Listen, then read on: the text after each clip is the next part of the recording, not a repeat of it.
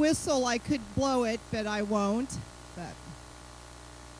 So we'll gather everyone inside. Hopefully you got some coffee or a refreshment.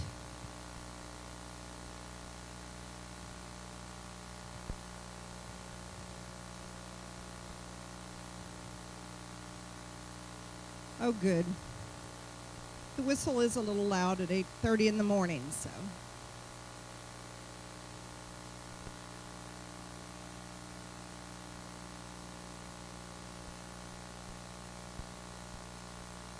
So I just want to welcome you. My name is Wendy Blumberg. I'm the general manager of the Dolce Atlanta-Peachtree, and can't thank you enough for all of you being here this morning. What a great, vibrant community we live in. As one of the business leaders in the community, although I've been here, I just realized since '07, I've not worked in the community for some time. I feel it's my responsibility, one of my responsibilities, to educate our 140 plus associates about what you as our colleagues and the Chamber is doing to broaden our lives in the community we live in. I want to thank the Chamber and all of you for being here today and embarking on this fantastic visioning process. For those that may be interested, I am going to conduct a tour if you want to see the facility. For those that haven't been here, I'm going to show you a guest room if you wish, etc. When you break around 11:30 or so I'll make myself available outside. And just a few housekeeping notes are the refreshment break will be up for your pleasure all morning. There are restrooms for ahead to your right, and there are also additional restrooms in the west wing because of the volume of folks that we have today. There is free complimentary Wi-Fi in the building, so although I'm sure they're going to tell you to turn your, although I do see that you get to use your devices during the meeting, there you can pick up free Wi-Fi in here as well. But I feel certainly truly fortunate to be able to live, work, stay, and play in Fayette County. Enjoy your morning. Thank you. It's my pleasure to introduce Trey Ragsdale, and he is your co-chair for the Visioning Summit.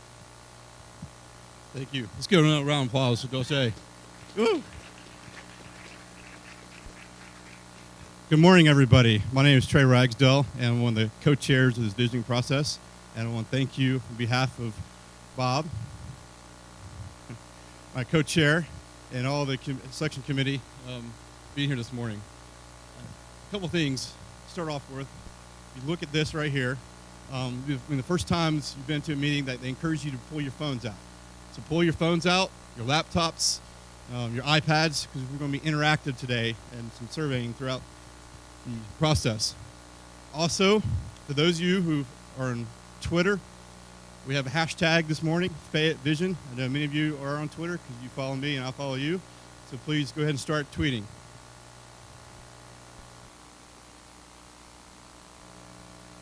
So I think before we even start this process, have some ground rules today, meeting principles today. I think this is, whether we go forward with this process, or today we need to do this. A couple of things. First is honesty. So Bob and I promise you that we will be honest today. If you ask a question we don't know, we'll let you know. We don't know the answer. But also from you. Sometimes when you're passionate about your community, we'll make sure that you're passionate and honest when you're giving feedback today. Transparency.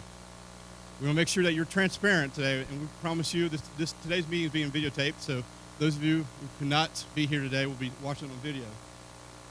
Professionalism. Something that I shouldn't have to say, but again, when you're passionate about your community, sometimes that passion takes us to the next level, so make sure you're professional. Creativity. This is something that I want to say that this initiative that we're discussing today is a blank slate, a blank canvas. So it's not a chamber or a development authority, a county, a city initiative. It's the Fayette County Community Initiative. And so any idea is a good idea. Patience. Make sure that we have patience through today. Patience with Bob and I. Patience through the technology we're using today. It's the first time we're using this technology. And again, the Twitter hashtag is Fayette Vision. So when we talk about visioning process, I think today I'm going to talk about the overview of how we got here today. But before I do that, it makes me think of two quotes on visioning. A famous author, Helen Keller, once was asked, she was blind, she was asked, what was worse than losing one's eyesight? And she said, losing one's vision, which I think is a very important aspect of the visioning process. And Proverbs 29:18 talks about, well, there's no vision, people perish. So the visioning process has been around for a long, long, long time around the world. Some of the great cities around the world had many men and women who got in a room like this and started planning for their future. It's been in the United States for many years. It's been in Georgia for quite a few years. In the past 3 or 4 years, communities to the west, to the south, to the east, and to the north of Fayette County have gone through something similar to this, a community visioning process. It's not new to Fayette County. Now, how many of you were involved in Fayette 93? Do we have anybody in the room for 93? Let's give a round of applause. 25 years ago, when I was a little kid, and many of you were little kids, there was a process that was started in 1987, and it was a 5-year plan, and out of that came great things like Piedmont Fayette Hospital and the great amenities that we love here in Fayette County. But it was 25 years ago. Fast forward to 2011, my company I worked for, Casa Permanente, moved into the community. I got engaged. I've been engaged across Metro Atlanta and other communities.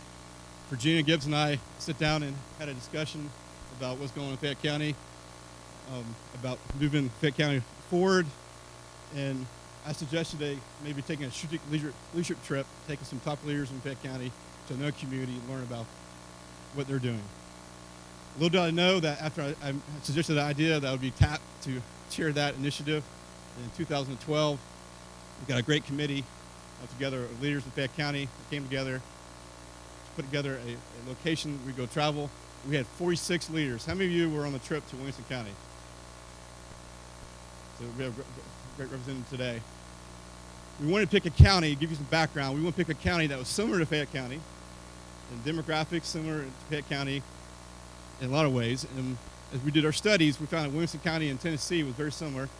If you've been to Williamson County in Tennessee, it's Franklin and Brentwood, Tennessee. It's south of Nashville, just like Fayette County, south of Atlanta and the airport. It's the healthiest county in Tennessee. It has the highest per capita income in Tennessee. It has the best school system in Tennessee. It has a growing senior population in Tennessee. Very similar to Fayette County, but they have 100,000 more people than Fayette County. And they have 24 county commissioners for that county. So think about that. The one thing that we learned was everybody in that community, whether it was in elected officials, down to the business person, to the nonprofits, everybody was on the same page. And their core issue in Williamson County was education. But it was evident they live and breathe a brand in Williamson County. I think we learned that from that trip from the 46 leaders in Fayette County. And we came back in December of 2012, and we had a key leader summit here, Dolce. And through that summit, we reviewed what we learned in Williamson County. We also had our leaders in Fayette County present what we're doing in Fayette County on economic development, on transportation, and other important issues in education. At that meeting, we were charged to come bring everybody back to maybe start a visioning process. So you can see there's been some steps through this whole process to get here. And so in January of this year, it says we're invited, but Bob and I were recruited. Bob Ross and I were recruited to do this, co-chair this visioning process, exploration. And Bob and I had a meeting, I guess, 1st of February, Bob, and we were discussing that we make sure this is a diverse steering committee, and diverse meaning the traditional diversity of Fayette County, but also looking at making sure we had representation of a committee that was different parts of the county. People who have been here for a long time, natives of Fayette County, as well as folks that have just moved here. And so we started meeting March through July, and we realized we had a lot of brain power in the room, but we weren't the experts in community visioning. And so we wanted to bring in some experts to help us. And so in August, we sent out a request for qualifications to 7 organizations that do this for a living. And in those 7 organizations, we had 3 that responded, and we sent RFPs to 3 organizations. The selection committee last week narrowed down to the 2 finalists, and they're here today to present to you what they might do if they were selected as a consultant to help our community move forward. And we want your input today. Again, the transparency of this initiative, if we move forward as a community, is we want your input and buy-in from the start. So the objective of today and in this process we move forward is to create a vision statement and a plan to move forward that embraces our ideals, defines our expectations, that leverages our assets, and is a comprehensive process, inclusive, and has a community economic dimensions to it. So that was kind of our objective today, and we hope to have your input throughout the day. And I did forget, I want to recognize a couple folks. First of all, I want to recognize the elected officials. So please stand if you're an elected official in this county.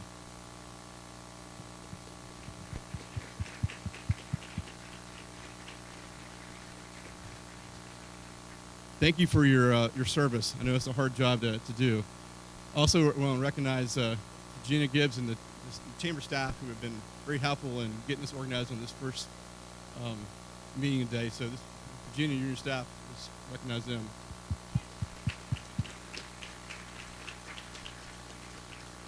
And then finally, I left the best folks last, and that is our future in Fayette County. And we have representation from all 5 high schools here this morning, of students. So they don't know this, but I'm going to ask each of them to stand up, say their name, their grade, and what high school they're with. So have this on record, so in the future you know that you were at the beginning of this process. We'll start with you.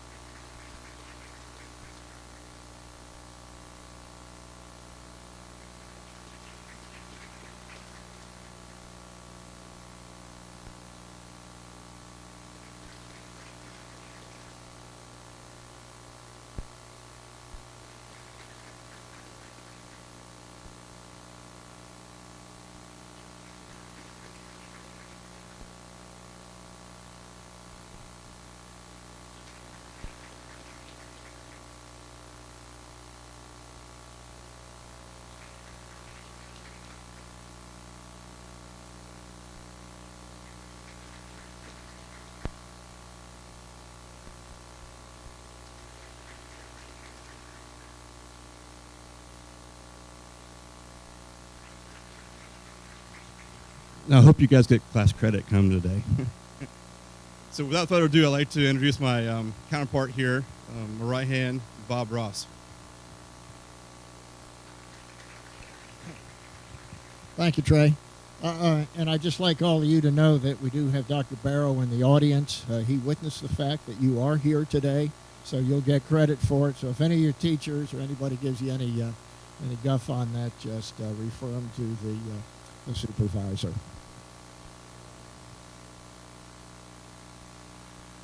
You don't get anything done without people. And this is the core group. We just dubbed them the coordinating committee that has brought this process to where it is today from our trip up to Tennessee. Been a lot of water under the bridge and just figuring out what a visioning process is, the time frame for it, how we're going to organize for it, how we go about getting some expert help, and how we involve the community. So you can see with those names, we've got some people who are not afraid to devote a lot of their time to the community. You've seen those names in a lot of areas before, and we certainly welcome all of their participation.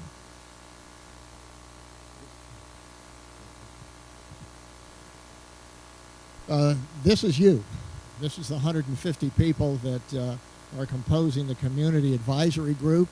That was a few too many names to list on the slide, but you do see the dimensions of diversity that are represented by all of you here today. So take just a moment and look at that, because one of the deliverables, one of the things that we'll ask you to do is find out what we may have left off. We want to be totally inclusive of Fayette County, all of its residents. We think we've captured an awful lot of that, but as we get a larger group in here, you will help us complete that process. So those are the dimensions of diversity that are represented right now in the room, and we look for you to help us with any other dimensions so we can round this out completely. Who else participates? It goes far beyond this room. In fact, it extends to the entire boundary of Fayette County. And everybody will have an opportunity to participate. Some of those will be in focus groups. Some of those will be through interviews. Some of them will be through interface on websites that are created to solicit opinions. What I really don't want to happen is to get to some point in the future where we get together and announce the vision statement that we've all developed for Fayette County and have somebody raise their hand and say, that's not my vision for Fayette County. So we want to open it up so when we get to that point, everybody is nodding up and down that is the vision for Fayette County, and they're ready to jump in with both feet to the even harder part, and that's the implementation plan. Now we're going to get some information about our community advisory group here through some interactive polling, and that's in some technology that Jamie is going to help us with and explain to you how that works. If you do not have the capacity to interact electronically, we do have some paper copies of all of the questions. You can fill those out. Please don't stuff the ballot box. Either use one means or the other. And then we'll ask Dawn Opara to take us through those questions. So, Jamie? Okay, well, good morning. So we hope you all have your cell phones or an iPad or any other sort of tablet, a laptop computer, whatever you have. Go ahead and take that out because we're going to be using that throughout this whole process this morning. So there's a couple different ways. We have several different polling questions. We're going to be gathering some demographic data of who's in the room, but also some of your opinions on this whole process. So there's a couple different ways to respond, and you'll see when we get to the next question, when Bob and Trey go through some of these first questions, what I'm talking about here. But you have a couple different ways to respond. You can text in your vote. You can tweet your vote. If you tweet your vote, your friend, all people that follow you on Twitter will not see it. It will be private, so you don't have to worry about that. Or you can respond online. So if you're using a tablet, you want to go to pollev.com/fcvisioning, if you want to do that right now. Or like Bob said, there's a paper survey that some of our staff has that would be happy to give to you if you need that. When you see these questions, there will be a keyword at the top. So your answer will be on the left-hand side in blue. That would be the answer that you choose to answer. And then your keyword that you will actually type in will be in black, bold black lettering. If there's a couple open-ended questions, you'll see a keyword. Make sure you put that keyword in, followed by a space, and then you can proceed with your answer. And then you'll receive a confirmation saying thank you for voting if you're using Twitter or if you're texting in your answer. And then all of this data is anonymous, so no worries about that. So do you guys want to go to the first question, and then I can kind of help? So we'll look at the first question.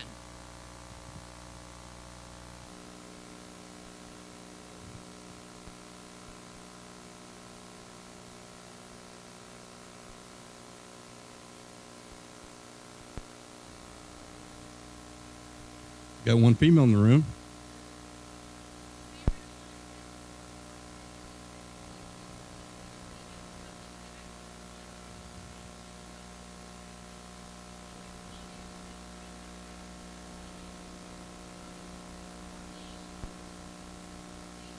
The females are beating us males in the room.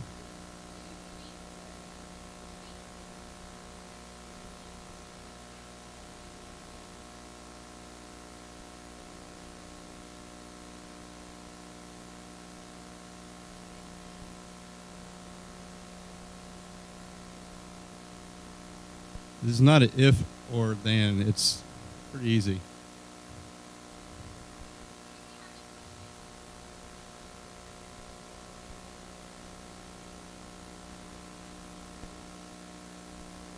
Raise your hand if you need a hard copy, if you prefer to do it that way. It's like a horse race here. Here comes the males.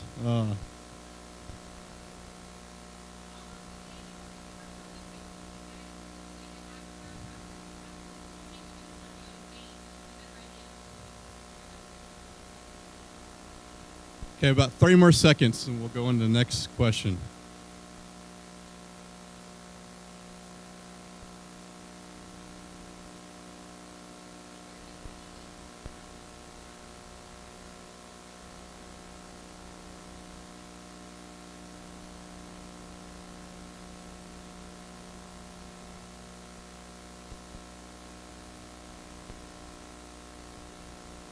That's. You can keep answering if you like. We'll go on to the next question. So it looks like the females have won this morning. Congratulations.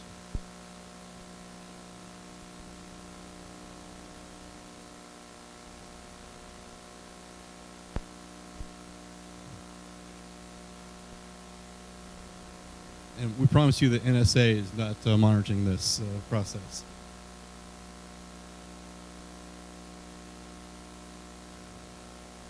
Okay, I think we're going to the next question here. Oh, let's see, one more male to even it out. I haven't done it, so maybe I need to do it.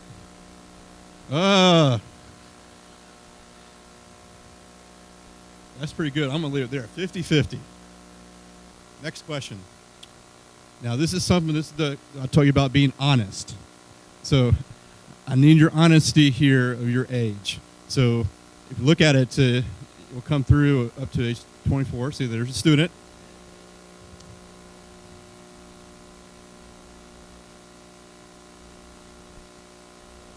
So, some of you guys are thinking on your age right now.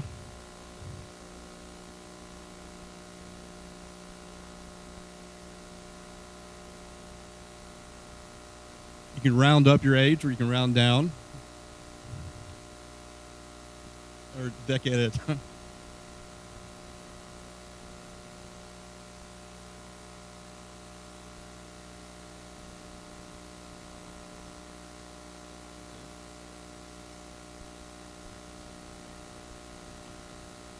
We think texting is working best, so if you're using that, that's working. If you're using the Twitter, it may not be coming in as fast. So if you want to use texting.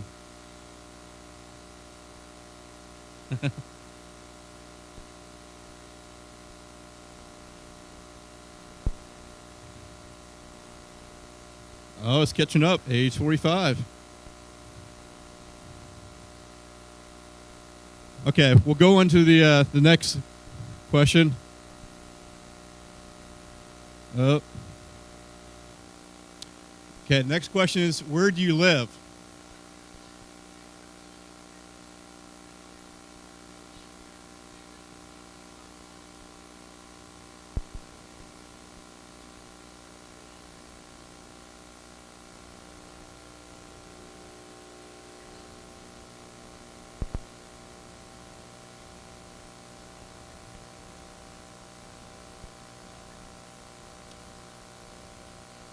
So this is a good tool for the politicians in the room to know who's in the room from your municipality.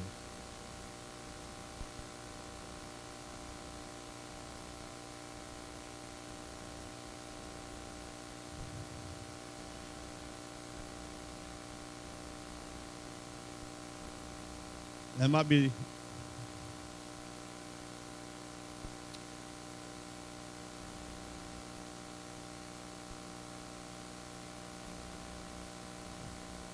Okay, I think we have one more question. Oh, unincorporated's picking up.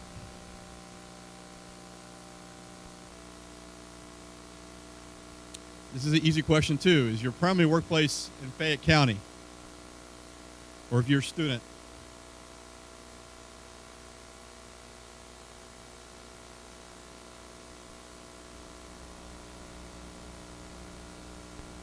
The students are a little behind.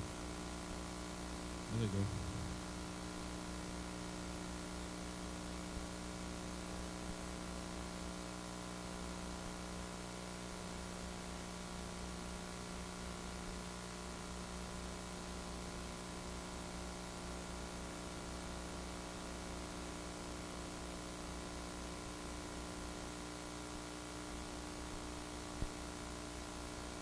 You see the majority of us actually work in Fayette County, which may not be the case for the majority of Fayette County folks who travel out.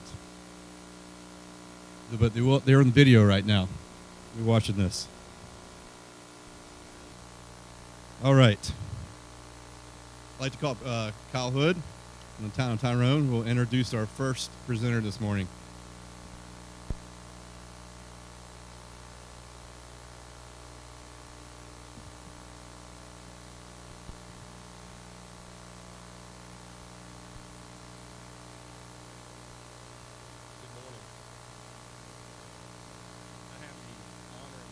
privilege of being able to introduce our first presentation this morning. And it is a powerhouse of consultants. The Georgia Tech Enterprise Innovation Institute, also known as EI Squared, is Georgia Tech's business outreach organization. The Enterprise Innovation Institute helps businesses, entrepreneurs, and communities in Georgia grow and live, thrive. Georgia Tech's EI Squared strives to implement its vision of redefining the service role of the technological research university in the 21st century economy. They do this by applying innovative solutions to increase the competitiveness of Georgia's enterprises through practical, hands-on research, and connections to the Georgia Tech resources. They also include a lot of statewide partners. Some of those that will be working with them today are the Blakely Advisory Group and a program called Mind Mixer. The Blakely Advisory Group is an Atlanta-based firm with expertise in economic development, public finance, and development economics. Blakely's approach to economic development is financially practical, real estate oriented, and is focused on achieving fiscal stability and job growth. The Mind Mixer component of this provides communities with online engagement tools that allow them to have more productive, collaborative conversations. As a web-based public engagement tool, Mind Mixer gathers community input on various community topics and seeks input from community stakeholders such as yourself on various challenges and opportunities. In the last 3 years, Mind Mixer has helped more than 350 different communities get projects off the ground with the help of more than 33,000 new ideas. This particular collaborative effort between Georgia Tech and the Blakely Group has expertise in strategic planning, organization, community, and economic development program design. The team leader for this particular project will be Lee Hopkins. She's a planner with specializations in both economic and community development. She has worked with the Innovation Institute since 2008 as a project manager, and before you hold it against her, she has education from both the University of Georgia and Georgia Tech. Okay? She received a bachelor's degree in forest resources and a master's of city and regional planning. Lee International Economic Development Council, the Georgia chapter of the American Planning Association, and the Georgia Economic Developers Association. Her remaining team members are Alfred Meek, Julie Galimi, Candace Mackey, and Larry Alford, who's a Peachtree City resident. The Blakely Group Advisory Team, their members are Mr. Ken Blakely, Jonathan Gelber, and Gary Mont. The Mind Mixer part of the program will be handled by Steve Miller, not of the band. But please, at this time, help me welcome Miss Lee Hopkins and her team.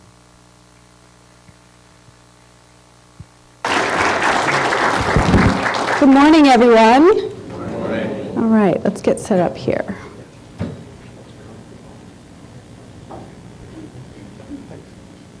Okay. All right.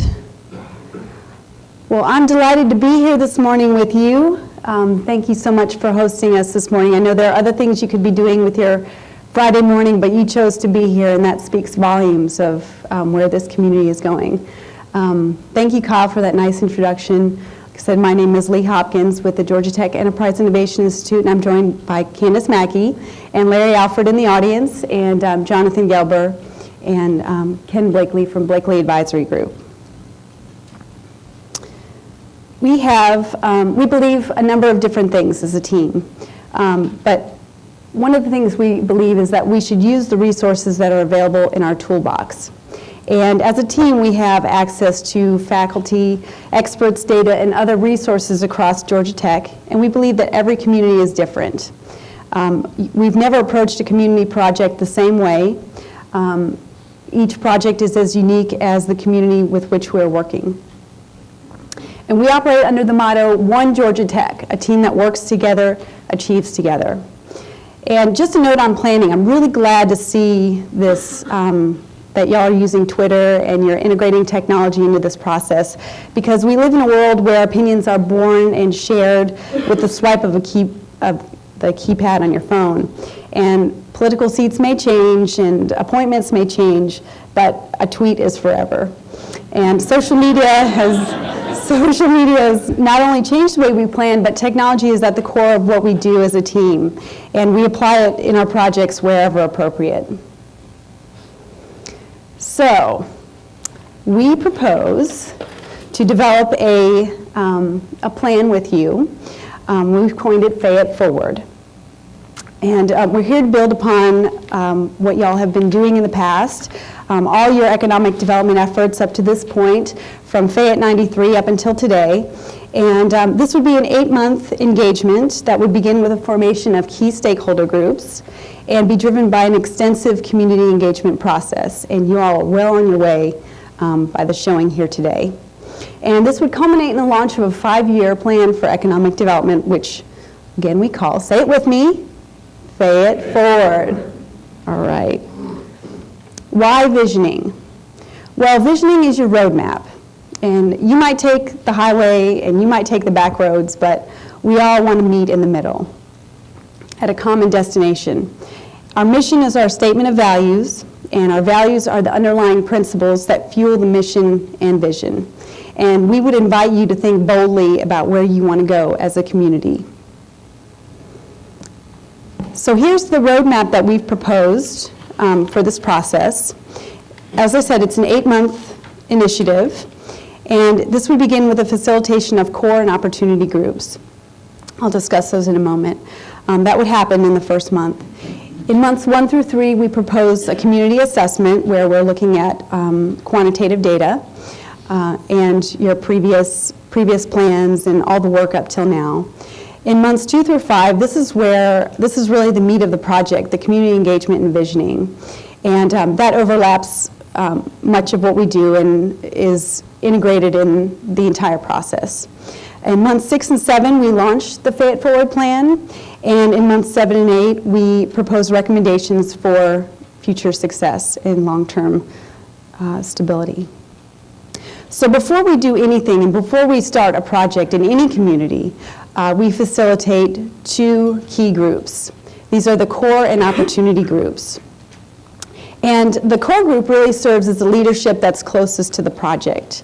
And we meet with the core group regularly, as well as the formation of an opportunity group.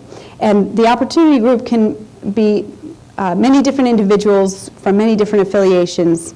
And we would work regularly with both the core and opportunity groups to share findings and results, receive feedback, and help fine-tune things along the way. And I'd like to turn it over to Ken to start talking about the community assessment. Jonathan Gelber with Blakely Advisory Group. The first step of any self-assessment process, any visioning process, is asking yourself, who am I? What have I got to offer?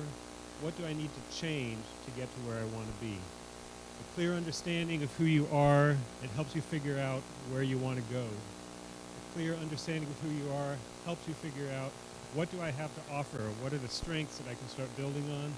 Most of all, a clear understanding of who you are helps you know the changes that you need to make to get where you need to go.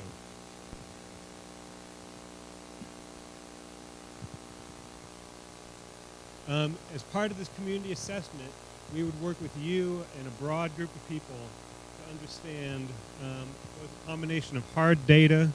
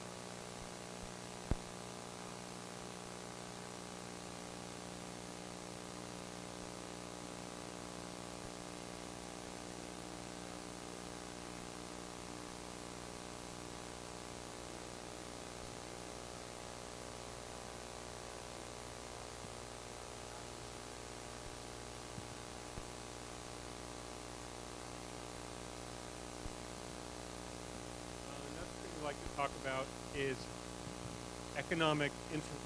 what we call the economic ecostructure. Usually when we come into these communities, we kind of start from zero on this, but we have the entire economic ecostructure of this community in this room right now.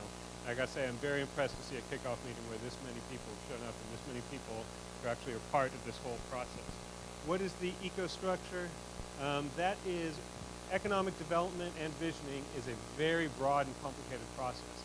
You have a lot of different organizations and individuals working together, sometimes who are at the same table, but frequently who are not at the same table. Part of the job of assessing the economic ecostructure is to figure out how do these groups work together, who is making the decisions here, who is not making the decisions, who has something to offer, and how do these organizations and individuals all work together. Are there gaps into what they're doing that we're missing something? Are there duplications in what they're doing where we could be a little more efficient? That's an important part of this, is to figure out how to bring this group not just to the table, but make sure they work together day to day, all working to achieve the same vision.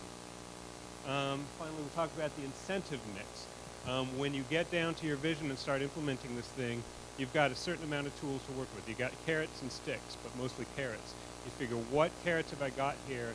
How do I use them? If somebody comes up and says, I need A, B, and C, are we ready? Do we have the tools in place to say, we can give you A, B, and C by the end of this week? Or do you have to say, well, gosh, that's a tough one. We'll have to go to council and see if we're authorized to do that. You need to know ahead of time, we've got A, B, and C, and we're ready to deliver A, B, and C. If you don't want to deliver A, B, and C, maybe you can do D, E, and F. You have to know what's in place and how to deliver it when you need to deliver it without a lot of deliberation. But the most important input into the community assessment, beyond the numbers, beyond the elected officials, beyond the economic development, is the community. Can I go to the next slide, please?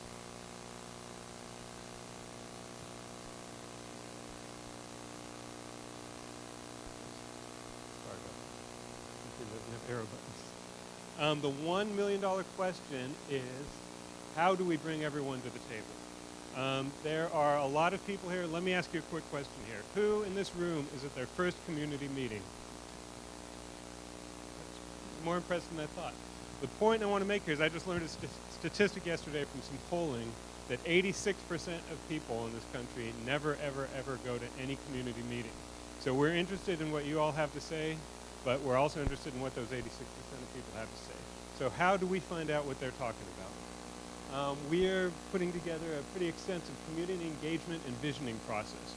The first is a series of kickoff events with leadership connection groups such as you, and an open house that would be open to the broad public. We would also do a lot of stakeholder interviews. Through our meeting with the core team and the management team, we would identify who are individuals and organizations in this community who have insights to offer us, who have ideas, who have something to tell us, and even people outside of this community. We could go meet with other county leaders and say, hey, tell us what you think of this Fayette. Give it to us. So that's where we learn a lot of interesting things, because then we can bring that back to you and say, well, we've been asking around. We're not going to say who, but people are saying, this and that. And that's an important thing, because that tells you what your strengths are and what you have to work on. So we would work with our consulting team and with the stakeholders to interview these local stakeholders, but also state and regional partners to go outside of the community to these larger agencies, do an economic development and visioning activity to really bring home with them. We'd have community roundtables, 3 different events in which we would bring in an open community, usually at nighttime these things are, sometimes on Saturdays, and break down into these roundtables where you guys are interested in transportation, you guys come talk to this transportation expert. You guys will talk about small businesses. Let's see what your interests are.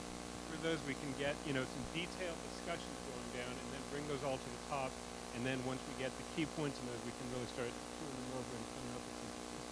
I think one of the most innovative things, which is actually probably not so innovative to you, is a digital community engagement task with a group called Mind Mixer. We started working with these folks about a year ago, and they really have seized on an opportunity that a lot of what you did at the beginning here, and I've got to say it's one of the first times I've seen that at a meeting like this. The Mind Mixer guys, they are a couple of planners who were a little bit more, probably younger generation, those millennials. And they said, well, how can we do this better? We got 86% of people not coming to these meetings, so we want to know how can we reach out to those people. These kids are on their cell phones playing their Call of Duty, I don't even know the names. Grand Theft Auto, that's what they're playing today. How can we get the Grand Theft Auto generation in to start paying attention to these? And so these Mind Mixer guys took these tools, the Twitters and the cell phones and all of them, and they said, how can we make this important and engaging and continuing? So it's not just a matter of, let's take a poll, see how many men and women, but start conversations for this other 86% who are at the meetings, get their input and get them involved and get them to keep going. So we'd like to show you a little presentation of the Mind Mixer group and how that works. Attending a public meeting requires traveling to a specific location at a specific time. Sitting in a town hall or gymnasium for a few hours can be pretty exhausting, inconvenient, and unproductive. The same people show up, the same voices are heard, which leads to the same recycled ideas.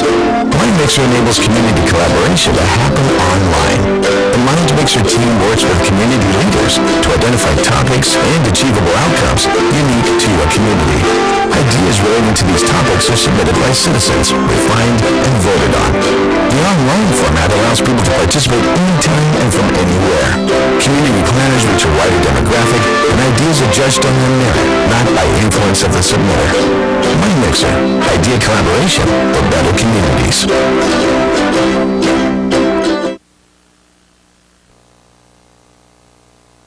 Good morning. My name is Ken Blakely. I'm president of Blakely Advisory Group. We're part of the team here with Georgia Tech. And what I'm going to talk to you a little bit about is the next phase. Once we do the visioning process, what do we do with that vision? I think it was Thomas Edison said that a vision without a plan is an hallucination.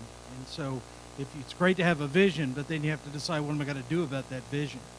One of the things that strikes us really unique about Fayette County is you're part of this larger Atlanta region. It's one of the most dynamic economic regions in our country. It's been identified as one of the key 10 growth sectors in the U.S. economy over the next 20 years. But Fayette County has its own characteristics. It's really unique aspects, many of which are the reasons you folks live here and have your businesses here.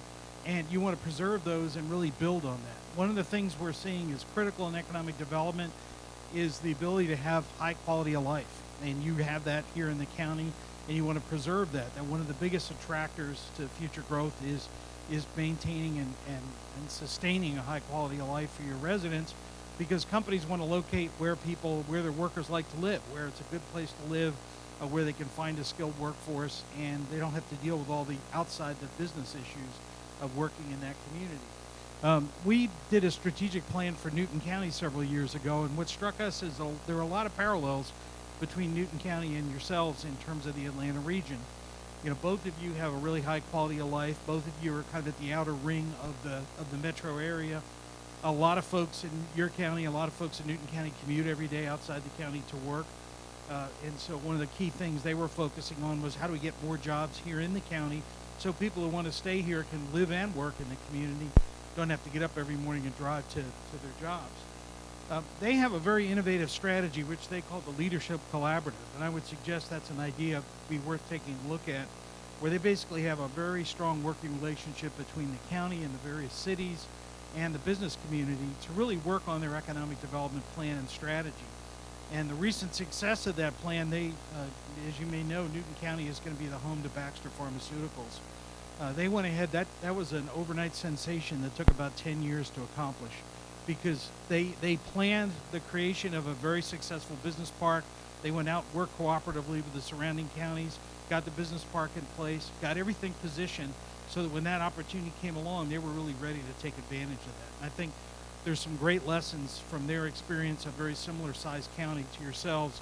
And really, you've got a similar experience here going with Pinewood Studios, could be another catalytic project in the future of the county. So part of this visioning process is thinking about where you want to be in terms of the future and how we link that to the future prospects for the county. When we look at what the implementation plan is going to be, one is, as we've talked about, we're going to talk about defining the vision and moving forward with that. The next step in that process is to really say, okay, what do we do with that vision? Who is going to do what in terms of what are the action steps we need to implement in our community to achieve the key parts of the vision? So it's taking those ideas, they're kind of broad public ideas, and bringing them down to the reality of saying, okay, well, one of our challenges is we don't have enough land for industrial parks, or we're not training kids out of the high school and technical colleges for the right skill sets. Whatever those issues turn out to be, what do we do about those? How are we going to, who is going to take responsibility to implement those things? we are big believers in saying, what are you going to do Monday morning? Because implementation of economic development is basically getting up every morning and working the agenda and saying, what things do we need to do to accomplish our long-range vision? Most communities that are successful economic developers once in a while might hit a home run, but they're really successful at hitting lots of singles. And that ability to hit singles and create positive momentum is really important in terms of achieving your economic development objectives. Another key aspect of that, in every community, everybody's busy, everybody has conflicting agendas. Who's going to have specific roles and responsibilities? What's the role of the chamber? What's the role of the county government? What's the role of our municipal governments? What roles can the business community play? What are our educational institutions going to play in this? And assign responsibilities and expect outcomes to be followed in terms of those responsibilities. That's another critical aspect, is you need to have a process where you go back periodically and you monitor how you've been doing, how you've been accomplishing that goal. You know, somebody said that every battle plan is great until you actually encounter the enemy, and then the battle plans go out the window. And that's true in economic development. You start off with a basic plan, and basically after that plan, begin the implementation of that plan, you're continually going to make adjustments because the world changes, things are different. So you have to have a feedback mechanism that says, okay, here's our vision, here was our initial strategy of how we wanted to implement that vision, and now we've got a mechanism that as we make corrections every 6 months or every quarter as we go through, we're adjusting to the realities of the world that we're going to operate in. Because Fayette County, like Atlanta's a region, like Georgia, like our state, we're all in this global economy, and we've got to find our niche in that global economy. So our goal is going to be, one, as part of Fayette Forward, we're going to create the action plan, which is basically the roadmap of what those steps are going to be, who's going to be responsible for that plan. And then the other key thing is to have a marketing message and to get everybody on that message. You were impressed by Williamson County in Tennessee. I just did some work up in Franklin, and you know, they have a message. Another example in our region would be Midtown Atlanta. If you talk to anybody in Midtown and said, oh, something just happened, the first thing they say is, oh, that's in the plan.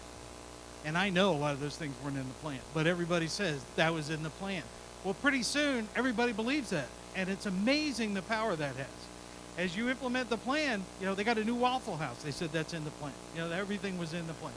So having that message, having everybody on message, when companies come to look at communities, they are really impressed by the fact that everybody's on the same page. That's a very important signal to them. And long-term success, as we mentioned, is the ability to monitor and adjust that plan as you go forward. 5 years seems like a long time. It's really not in economic development, and you're going to make a lot of changes in that plan. But you really need to have accountability. You need to have that feedback loop. And that's really where the Leadership Collaborative works so well in Newton County. They periodically get together, say, where are we? Okay, we were hoping this group was going to do this. What are the problems you're encountering? Do we need more resources to get that done? What do we need to do? And so that's really an important part of the process. The other thing is, by having the vision, you're going to create consensus around some of these key goals, and that's going to help us then develop a plan that's going to tie those actions back to that vision. And again, tactically, we may change the strategies, but you're always going to go back to that vision. Say, our real goal here, what we're trying to accomplish is X. Maybe we have to change our tactics of how we're going to get there, but we have a baseline to basically go back to. With that, I'm going to turn it over to Lee. Okay, so where are we? Well, Fayette Forward, as we've described, is a 5-year vision for the betterment of the community. I'm going to be here to help you facilitate and formulate that vision. I would be your project manager, and you can think of all of us, though, as your community coaches. Really, this is, we're here to help you, so you could think of us as your coaches. You can pick up the phone and call us anytime, and we would be at every one of your meetings and here to see this project through. So on behalf of the entire team, Blakely Advisory Group, Mind Mixer, and Georgia Tech, I'd like to thank you again for allowing us to come into your community and inviting us here, and we look forward to potentially working with you in the future. Thank you very much.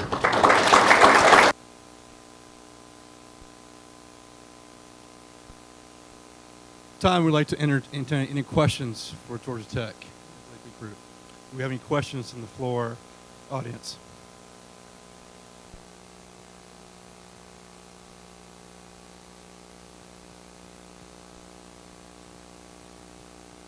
Absolutely. We will slice it as many different ways as we can, over time, over geography, over distance.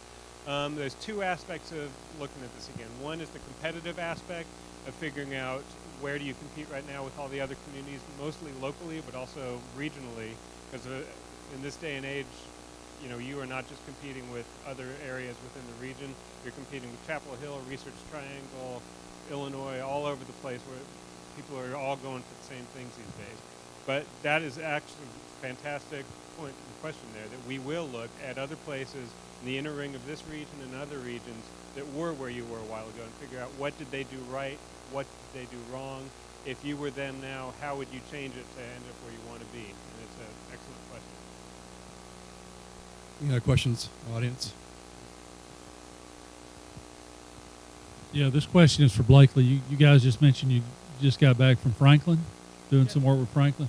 Can you briefly tell us what you did with him? Actually, we worked for a developer who's building a huge project in Franklin. We did an economic impact analysis for a mixed-use project in Franklin. Just as a follow-up, have you done any other work for Williamson County? No, those First time. Any other questions from the audience? Some exercise this morning. Going back to your community engagement. My husband's great aunt Mary Radcliffe is a World War II veteran, which is cool because she's a woman. She's 92, and there is no way she's going to interface with the mind mapping technology. How are you going to address the senior population who is like beyond technology? Because frankly, it's not their generation. That's a great question and one that I anticipated. Well, we try to engage everybody. We try to provide platforms for everybody to participate. And while she may not be able to get to a meeting, perhaps you might be able to get to a meeting, or somebody that she knows, and we would invite you, or if she is part of a larger senior community, a representative from that senior community to be engaged in the process and vet the opinions of the larger community in this process. Does that help answer your question? Okay.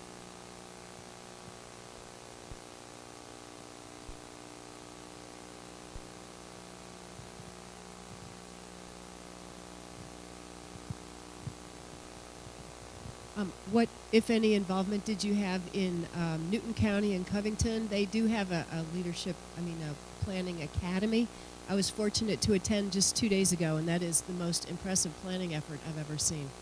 we worked for the county. We were hired to do their strategic plan and work with Kay Lee, who's head of the Community Foundation, all through that process. And what was great was not only did we do the kind of traditional plan, we linked it back to their comprehensive plan, because what we found were some of the goals in the comprehensive plan didn't support what they were trying to achieve in the economic development plan. So they did a great job of tying those two activities together. They had an area, they wanted an area of the county to develop as industrial, and they hadn't zoned any industrial land.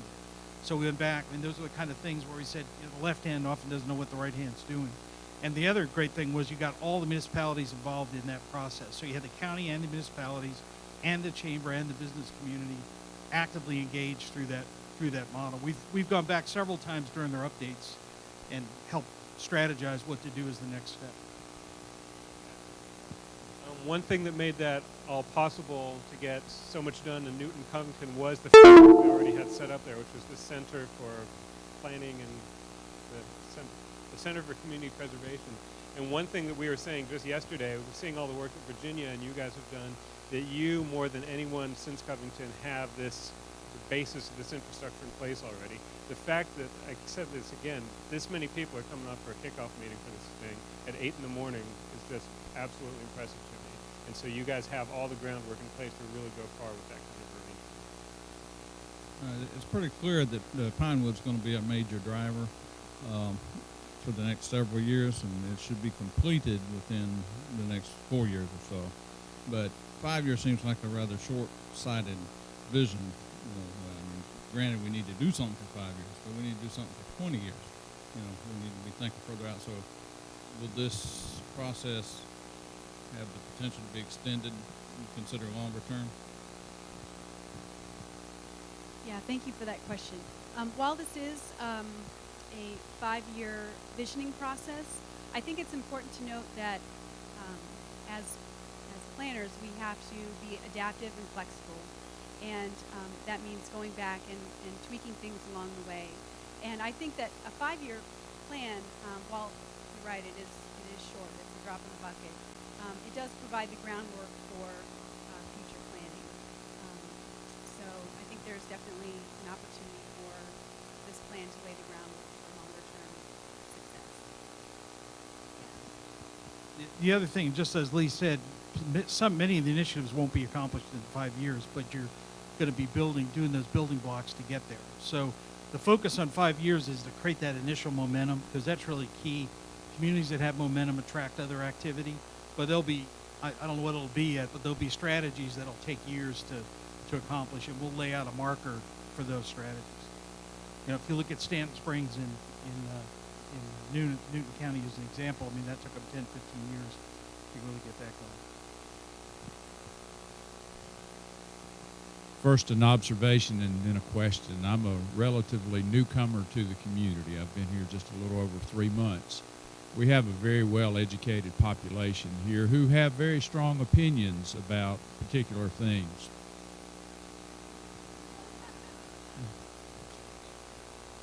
With educated people who have strong opinions, obviously, when we're working toward this common vision and common mission, how are you going to help us push through that potential gridlock that comes about when bright people have strong opinions?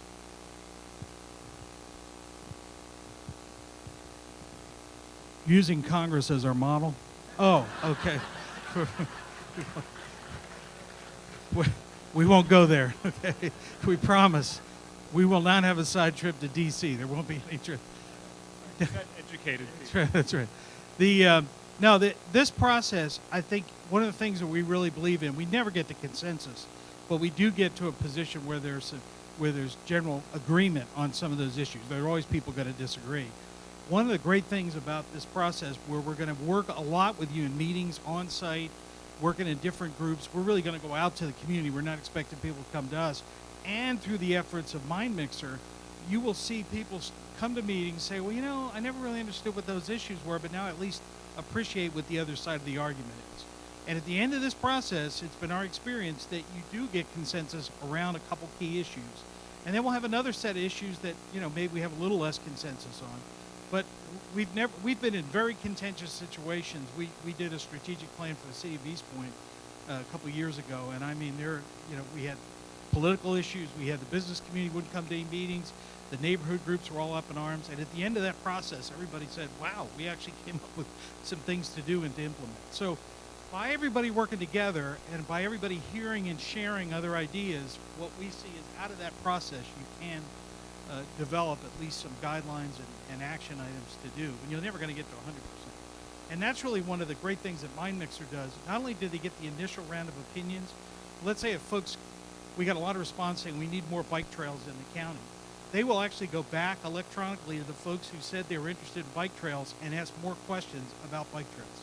So they can get follow-up, they can continue the dialogue on a particular issue.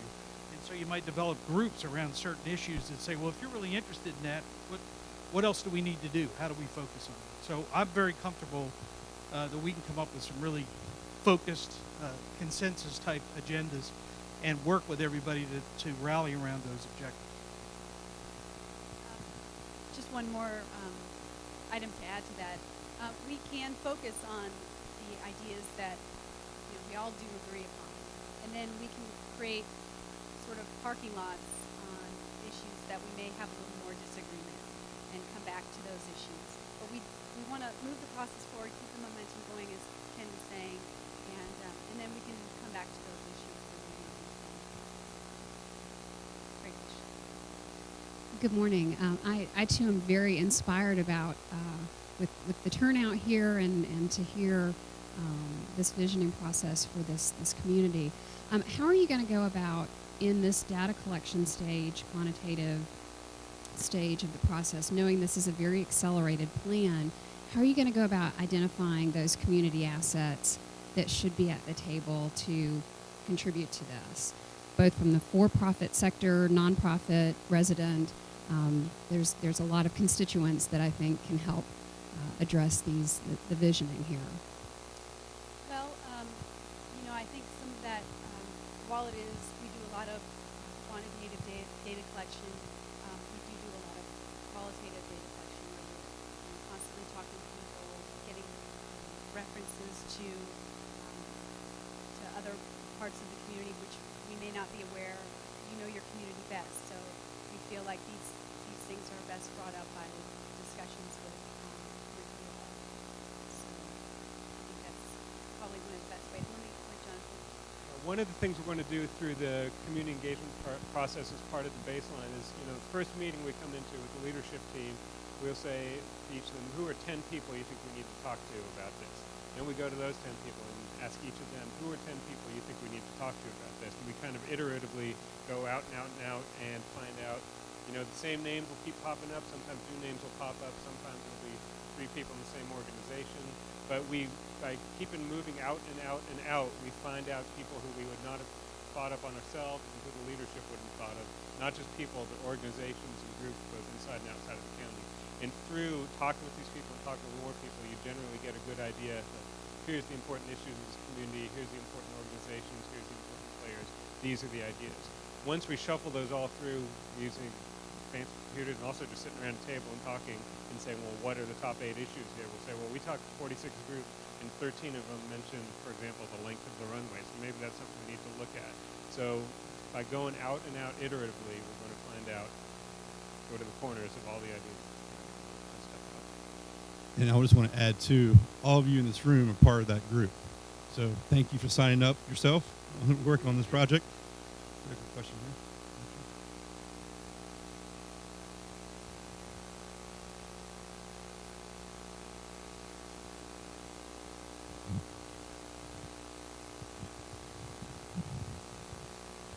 Yeah, I was just wondering, it looks like the big key thing for the whole thing would be your goal. What's going to be the goal for this thing? Is it growth? Is it lifestyle? A balance of both? And I'm wondering, you mentioned all the places you work, but you hadn't mentioned the fact that you work on the TAD for the city of Fayetteville. And I've seen the TAD and I've looked through it, and the TAD's a good thing, but you had some issues that I had concern with about high density housing and no reference to traffic. And these are all issues that need to be part of this program. Out of this process, we'll bring back to you, this is an iterative process. We'll bring back to you a whole series of issues that we're hearing from the community. What are their key objectives that they, it could be as simple as we need more jobs, or we need more high skill jobs, or we want to preserve our quality of life, or traffic is killing us, or, I don't know what those issues are going to be, but they will bubble up in the process. We're going to bring you those issues. Then we're going to narrow them down. You'll see that some of them logically kind of group together, say, well, this is really about growth and congestion, and this group is about jobs and those issues. And we're going to very interactively work with you to say, okay, these are the issues that we're really focused on in our economic strategy. These are the 5 things we want to get accomplished. Usually we end up with 4 or 5 big themes and say, as a county, these are the things we want to, when we look out 10 years from now, this is what we want to see accomplished. And it'll be a very interactive process to get to those. There'll be lots of information shared, and then at the end of that process, hopefully everybody in this room will feel like we've really vetted those issues that are facing the county. Question here. As a pilot project, looking at Tennessee, I think someone said that you went to Tennessee and did a survey and decided that was a potentially pilot project. What were some of the assets that city portrayed that you would be able to implement here in Fayette County?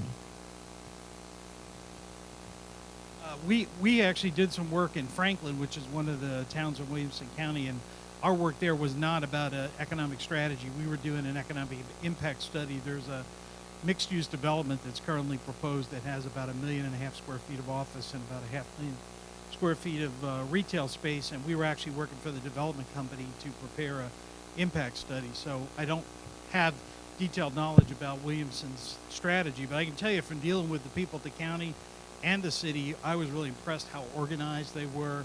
They were really on top of their information. We usually have a lot of questions about tax policy and other things, and I could get all those answers in about one day, where usually it takes us 4 or 5 days of digging just to find the information. They have clearly gotten very focused on their economic growth and the area. The other great thing is they're in the Nashville region, which has been growing significantly, and they're in kind of the path of growth where Nashville is continuing to expand. So, I would think they may be a candidate for us to go take a look at. There's lots of other communities who have had really successful programs in terms of economic development that I think are at the scale of your county that makes sense, because I think one of the challenges is, you may not want to model yourself on a huge county because they're going to have additional resources. You got to really, you got to scale your effort to the resources you can bring to the table, and I think that's one of the key things in economic development. You don't want to try to adopt a plan that's going to be difficult to administer or difficult to implement, depending on the size of the community. I'd like to address that question by stepping a little bit to the left and talking about how we did that about a year ago. We were working with East Point in the peer review system. One of the cities we looked at was El Segundo, California, which is right next to Los Angeles Airport. East Point is next to Atlanta Airport, and El Segundo has similar demographics, but has huge national Fortune 500 anchors there, a lot of aerospace and technology there. One of the things through our outreach process we kept hearing about East Point, a lot of business people are telling us, every time I try and do anything, I got to go wait in line at planning, I got to go wait in line at development, I got to go wait in line here, and they're all not very supportive of what I'm trying to do. And I'm trying to make money and make jobs in this community, and they're really not working with me. What we found was in El Segundo, they had something called an economic development strike force, where if a business came in and said, we're thinking of relocating here, or we just bought this building, can you help us out? That El Segundo had a team of a planner, a building inspector, a fire inspector, and a licensing and permit person. They would get in the van and drive down and meet in that person's conference room. They say, okay, we're going to come to you, everything you need. We're going to bring all the forms and all the officials with us and all the signatures. And it's like a real estate closing. We're going to sit here and sign all these documents and get this out of the way in 2 hours, instead of making you and your attorneys and your consultants come stand in all these lines to the offices. And that was one of the takeaways we took from them. This is a similar community to you, has similar challenges, and look how they faced up and addressed this challenge with the strike force team.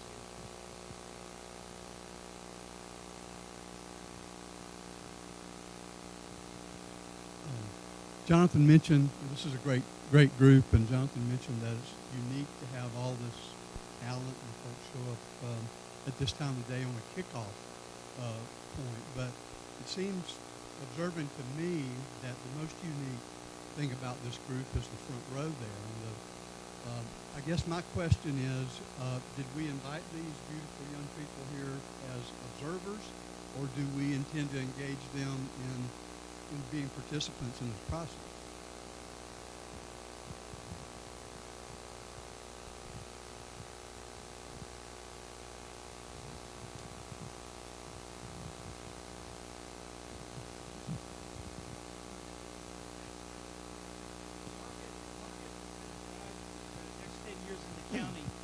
Are the millennials, the folks who today are 18 to 30 years old. They're driving the retail. Look at commercials on TV. Do you see any people over 30 in any commercials anymore? So they basically, the marketers have figured out the next wave is the millennials, and these young people represent the next generation behind them. They're the folks that are going to take the jobs. They're looking for employment. They're the retail purchasers. They're going to buy the homes. So we have to have a strategy that appeals to those two generations. They're really going to drive the economy in the next decade. And so we would actively engage them as part of this process, whether you want to do that through a separate committee or panel, but it's a great strategy, because you really want to have good diversity in terms of age groups that are involved in this process. All right, to keep us on time, we've got room for about another one, and it looks like Arnold's got it.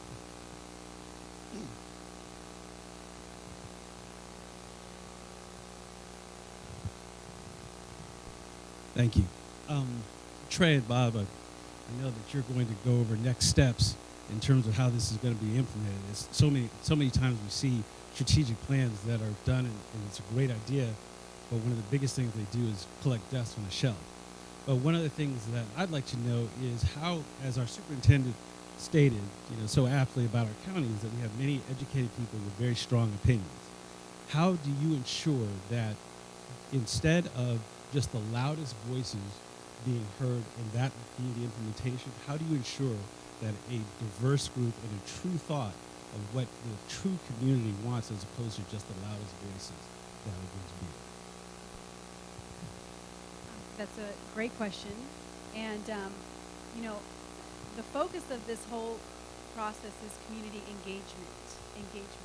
So we want dialogue. We want to hear from everybody. I think that through interviews, typically with these projects we do between 50 and 70 individual one-on-one interviews with a diverse cross-section of the community. We also talk with the state and regional partners as part of projects like this. And you know, something I mentioned in the very beginning was that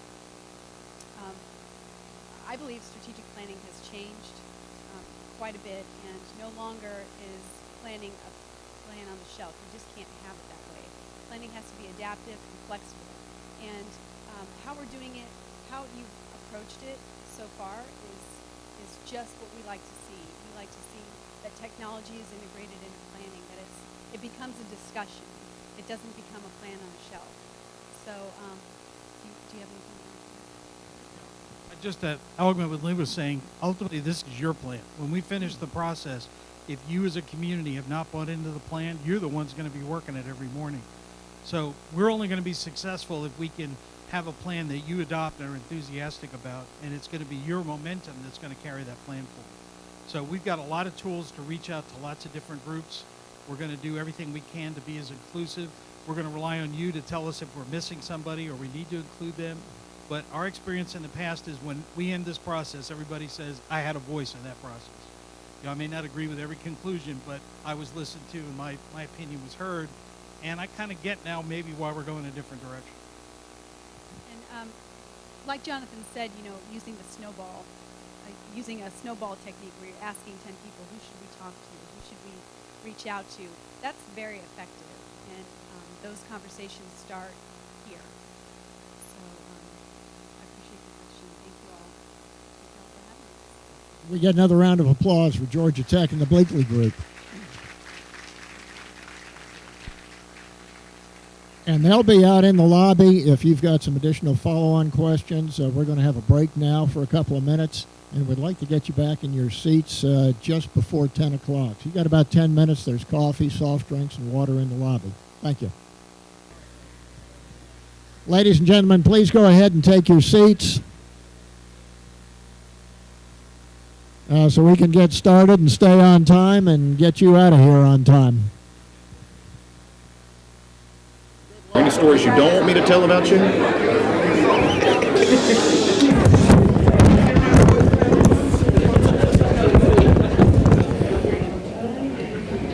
Okay, and again, if you're on the end, if you could scoot in just a little bit, that'll leave a couple of seats for anybody that's making a quick business phone call or something outside. And we'll go ahead with the continuation of our program. I'm going to hand the mic over to Matt Fortune. Thank you, Bob. Good morning, everyone. Good morning. For those of you that don't know me, I'm Matt Forshey. I'm the president and CEO of the Fayette County Development Authority, charged with economic development activity here in Fayette County. And it's my honor to present our second presenter of the day. I'm going to introduce the principal of the firm and then let him introduce his team members. Mr. Mac Holliday is the CEO and founder of Market Street Services. Mac began his community and economic development career in 1972 in his hometown of Memphis, Tennessee. After 5 years of military service, over the next 13 years, he served the Memphis Area Chamber of Commerce, the Columbus, Indiana Chamber, and the Charleston Trident Chamber in South Carolina. He also worked for 12 years as the executive director of the South Carolina Development Board, as well as the Mississippi Department of Community and Economic Development, and has been the Chief Operating Officer of the Georgia Governor's Development Council. Mr. Holliday is the only person to have served 3 states as the head of a state economic development entity. He founded Market Street Services in 1997, and it has grown to be the largest independent firm dedicated only to economic and community development. The firm has worked in 33 states, over 150 different communities and regions. The clients range from Austin, Texas, to Watertown, South Dakota, and include many of the most successful communities in the United States. This firm has also done a tremendous amount of work regionally here in the metro Atlanta area. Mr. Holliday's honors, memberships, and professional service positions are too numerous to list. In 2009, he was recognized as a life member of the American Chamber of Commerce Executives. He is a distinguished alumnus of Leadership South Carolina, and in 2012, his alma mater, Washington and Lee University, named him as a distinguished alumnus of the university. It's my great pleasure and honor to introduce the President and CEO of Market Street Services, Mr. Mac Holliday. Thanks, Matt. Matt, thank you very much. And it really is my pleasure to be here and our team to be here. As I listen to that, I'm reminded of the fact that when my mother was still alive, she used to say, you know, I'm not sure what the boy does.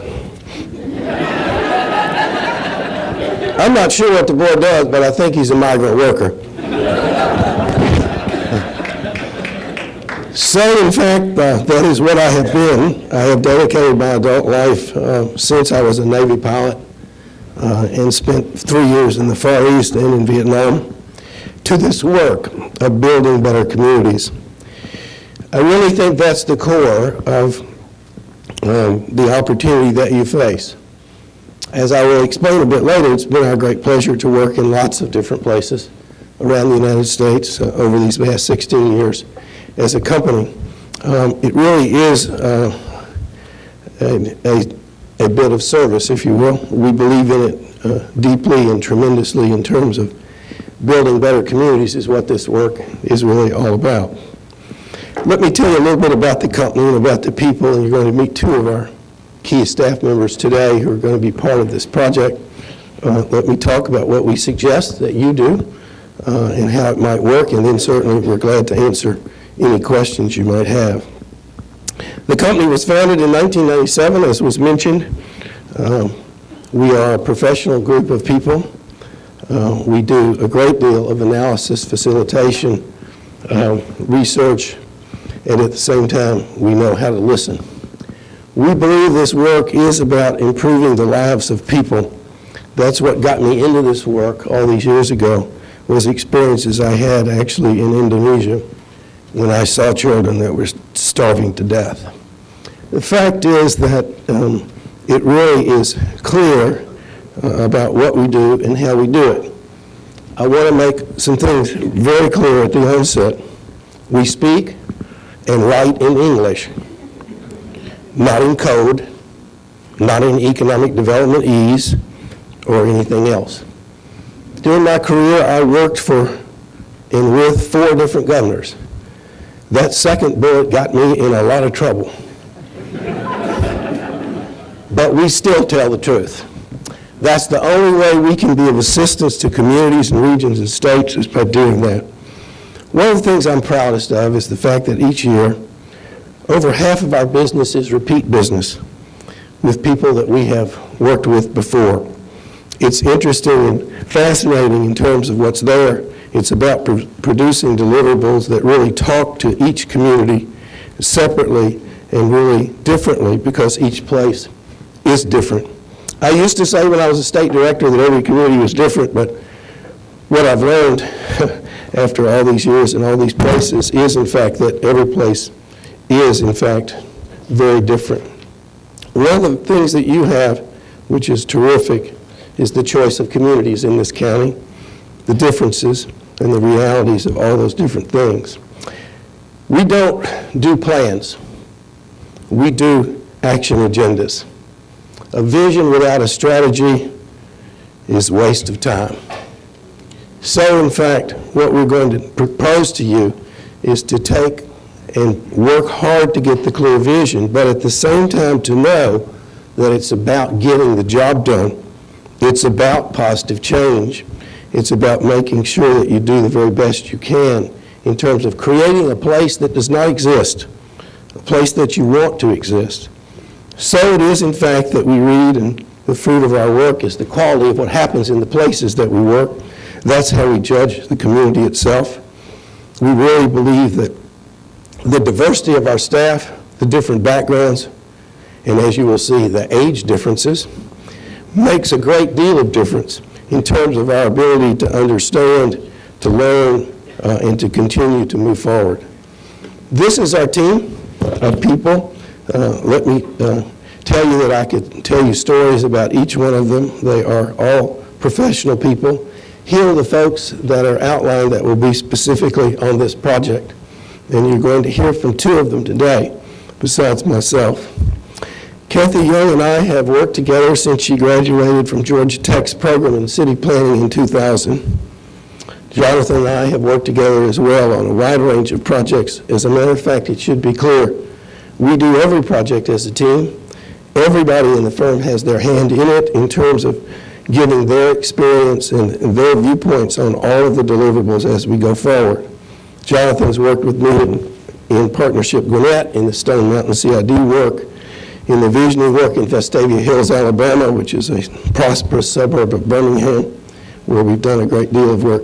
And he's working with me now on the work that we're doing in Louisville. Some of you have met Kathy before as part of this process. She and I have been down here previously. She was a project manager for us. She's led workforce and economic development strategies in Florida, Georgia, Mississippi, and North Carolina, and she's worked on other projects in Arkansas, Indiana, West Virginia. She's the director of operations of the firm. She is one of 4 of us that are principals in the firm. She has a master's degree from Georgia Tech and a bachelor's degree from Vanderbilt. She lives in Smyrna, has a husband who's much taller than she is, and 2 daughters. And she's a native of Glenn County, Georgia. Jonathan Moore brings strong facilitation and analytical skills. In addition to the communities I mentioned, he's worked on projects in Austin, Madison, Wisconsin, Pearland, Texas, Raleigh, North Carolina, and Rome, Georgia. He will be the team leader, the day-to-day contact on this project for the steering committee, and he will coordinate meetings working with me and the other staff, input sessions, visits to the community, the focus groups and interviews, working with the Development Authority and the Chamber as the single point of contact on all matters related to the process. Jonathan previously worked for Georgia Power. He's done a lot of different things in research related to projects and projects. He has a master's in public administration from the Andrews Young School of Policy at Georgia State and a bachelor's degree from Vanderbilt. We do have trouble having 2 people from Vanderbilt on the staff with the Georgia people and the Florida State people and the other people we have from all over the country. This is where we've worked across the United States.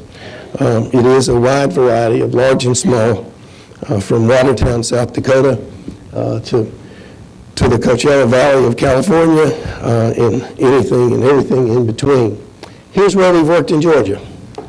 We have worked all over Georgia. We know the Atlanta metropolitan region very well, having done work really in almost every place around. I'll speak a bit more about that later. Here are some of the places that we've worked in the 33 different states. All projects are different. None of these were quite the same. Again, here are the Georgia communities that we've worked in. Everything from holistic strategies to target analysis to vision plans to all those pieces of the puzzle, literally from one end of the state to the other. My service as the head of the Governor's Development Council obviously gave me great insight, having to travel to all 159 counties.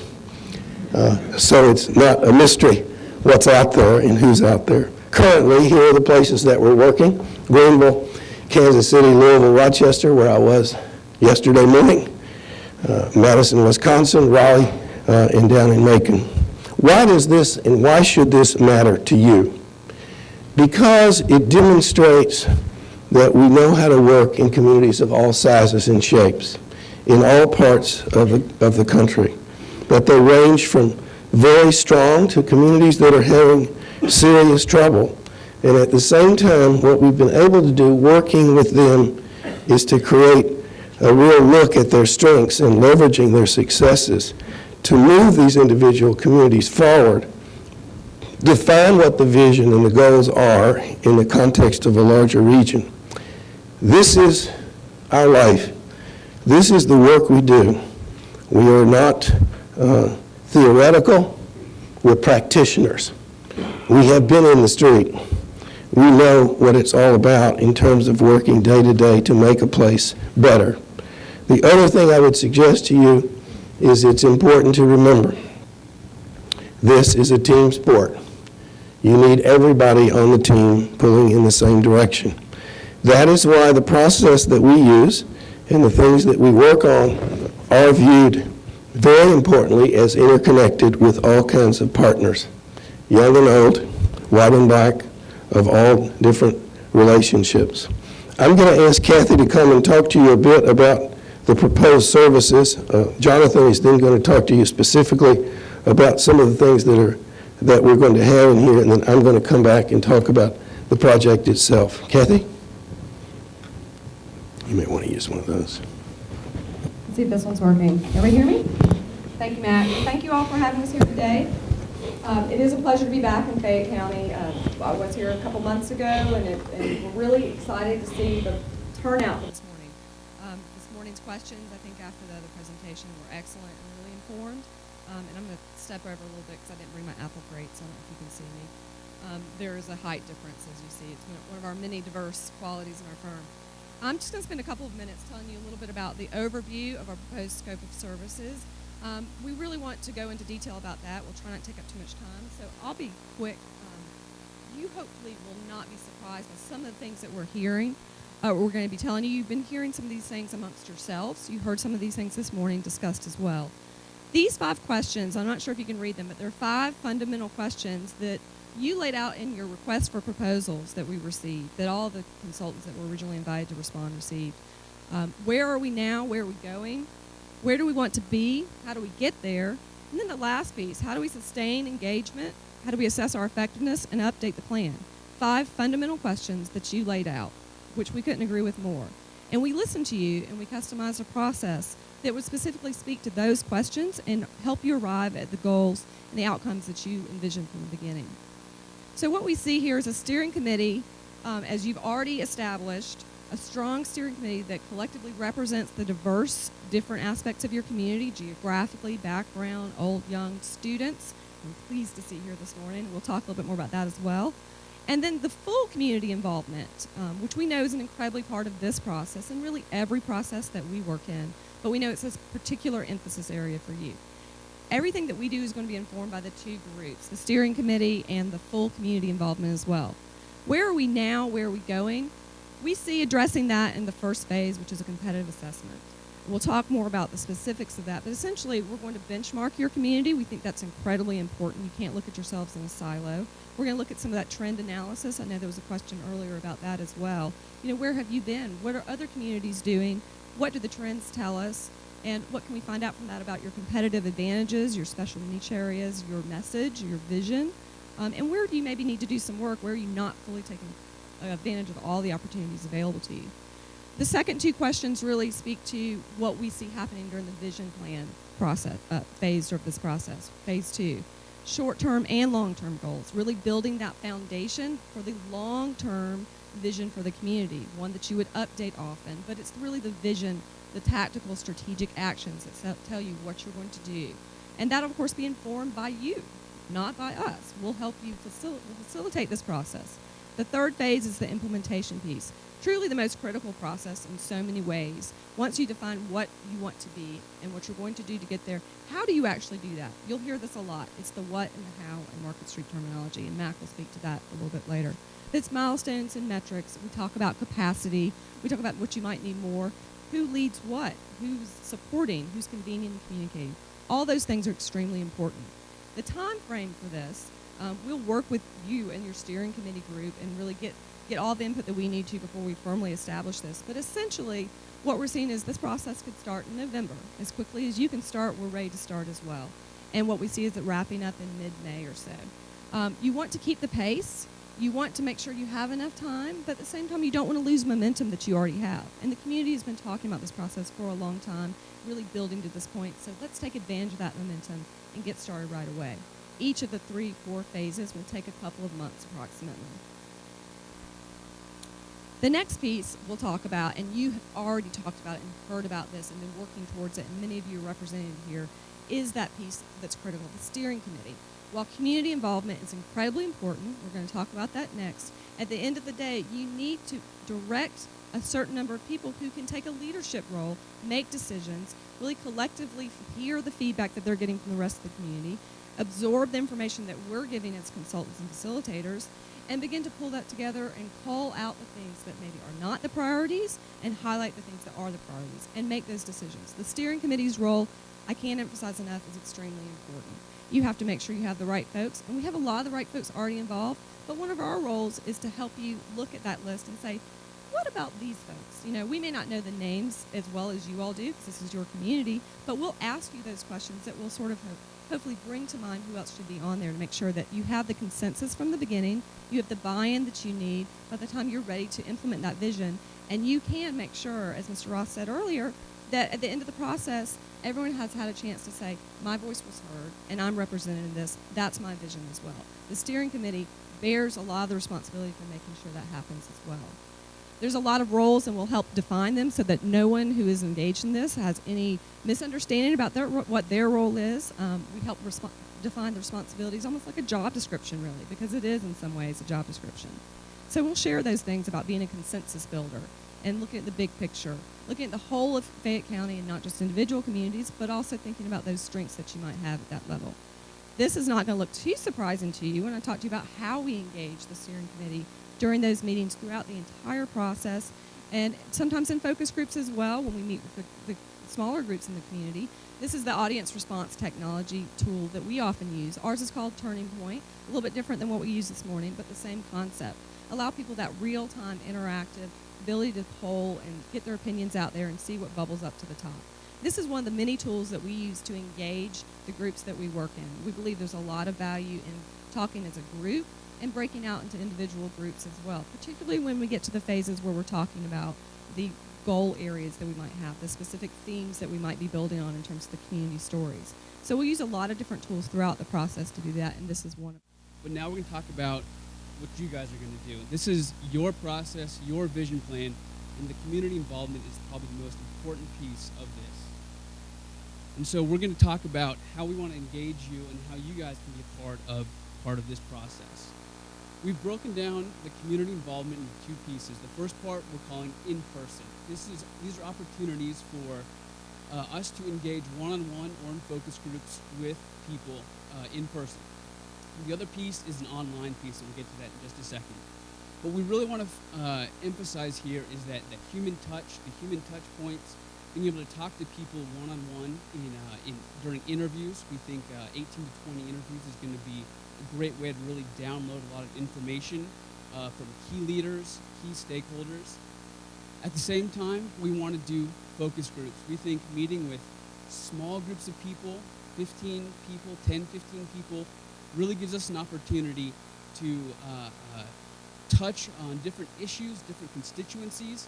You see the students down here. I think it'd be fantastic if we had a focus group that was just students, just high school students or just college students, just to hear what they have to say. I think a focus group on entrepreneurs and small business owners is something where we can really learn about what are those issues and problems that are facing some of the business community today. What are large employers thinking? What are K-12 educators thinking? What is the nonprofit and faith community thinking? And so we really want to engage those groups of people via focus groups. And we'll do visioning planning. We'll do, it'll be a collaborative conversation. And so we really think that having that at the outset of this process is going to be vital to putting us on a trajectory that makes sense for you. We also think that the community, the broader swath of the community needs to be engaged. And so we're proposing 2 community leadership meetings. These are essentially a way to brief the community on the process, but also to get feedback on the process and make sure we're going in the right direction. The first one we see happening at the very beginning of the process to make sure that everyone knows what's going on, where we're going to be, what we're doing, and how we're doing it. And the second one is really going to be once we've kind of determined what strategic recommendations are going to be coming down the pipeline, we have to vet those through the community. And so we want to present some of those at the second community leadership meeting so we can get a broad array of feedback in person. The second piece of this is primarily online. And so we think that having a community-wide survey is going to be a great way to get a wider swath of people here in Fayette County involved. We've done surveys in tons of communities. We think it's a great way to get people involved. Has anyone heard of Watertown, South Dakota? Right there. It is a small town. It's about 20,000 people, and we did a process there last year, and they had over 10% of their population take the survey. That's incredible. They had the survey posted on billboards. They had the survey included in every single utility bill that went out. So they took the survey and they said, this is how we're going to engage people. We can do it. And over 10% of the population took that survey. That is the highest percentage we've ever seen in a community that size. That is fantastic. And so we think you guys can do better. We're challenging you to do better. And so we know that everyone has listservs, has distribution lists, has ways of getting in contact with other people. And so we want to send this survey out to as many people as possible. We want to get a wide array of people taking this survey. What we can do is once people take it, they can only take it once and only once from a computer, so people can't cheat. But we can cross-tab that. We can say, what are young professionals thinking? How did they answer the same questions that the business community did? Or what are students thinking? And so we can slice and dice that data into something that is really meaningful. And we can look at percentages and all that. We can also do these word clouds for open-ended questions, understanding which words are most important when people are asked about strengths and weaknesses and opportunities and threats. And so we can visually display and use those as a key tool going forward. I understand that your mind was mixed earlier. This was talked about, and I won't go into more detail about what it is, but I think we use it differently. We see it more as a tool for using it twice in the process. The first is after the research phases, after you've done a lot of the public input, we're going to have some ideas about the storylines, the things that are going on here in Fayette County.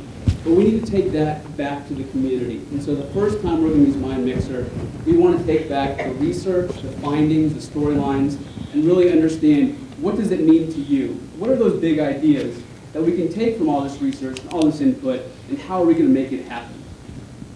The second time is going to be during the implementation guidelines. So the first part is what we're going to be doing. The second part is how. And so we really want the community to prioritize and think about what should happen first, what should happen second, what's something that's maybe a little longer term that we can push down the road, but we don't want to forget about completely. And so we really think that engaging on those two points in the process is going to be a great way for the community to really leverage Mind Mixer, because we know that everyone can't come to the meeting.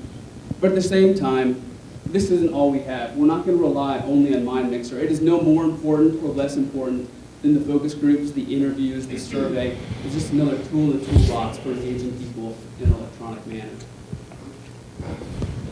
And the last piece of this, we really think having a project website is going to be vital. I mean, having a central portal for information to be pushed out for people to come and learn about the process, to know who to contact, who to email. We think this is going to be a great way to really bring the process home online. And also we think that social media, this is a great way to push out those messages. I was following #FayetteVision on the way down here and seeing some of the great things that are being posted. And so being able to leverage what the Development Authority and the Chamber is already doing in social media will certainly complement and be enhanced by the project website. So with that, I'm going to turn it back over to Matt Holliday to talk about the actual process and what's going to happen. Thank you, Jonathan. Let me talk specifically, if I can, about the work plan itself and how this is going to move and what it's all about. First of all, I want to be sure that our team is clearly familiar with the community. So we want to come down and not just take a tour, but talk to folks and pick the benchmark communities that we're going to measure you against with the steering committee and the staff in terms of putting all those pieces together. Make sure we've got all the existing data and studies that have been done recently so that we don't start without them. And be sure we've got the timelines for every meeting set when we begin the process so everybody is quite clear. It's important, too, that these relationships, not just with Jonathan and the lead researchers that will be here, but all of us really are comfortable and understand the community and where you all are. The first phase is about the competitive assessment. It is about comparing you with 3 outstanding other communities across the country to look at, and with the state of Georgia as well, to see where you really stand, looking both back over some history in recent times and currently, and talking about the realities of what's there. It's important, too, as we look at the data and analysis, to then begin to get the input from all kinds of folks, all the initiatives that are underway now. And at the same time, what we're trying to do is to create the storyline of what is Fayette County all about and what's there, what in fact are the challenges and opportunities, what kind of things need to be addressed in terms of the pieces of the puzzle. Possibly, and again, we have many different ideas about these communities that we might compare you to. I'm going to talk about one of them in just a minute. What the competitive assessment circles around is the questions of people and prosperity in place. We create an enormous amount of information about each one of these categories. The key to it, however, is the analysis. No one is enlightened or loves reading pages and pages of data. But what do they say, and why do they matter? Those are the things that we get to in the competitive assessment.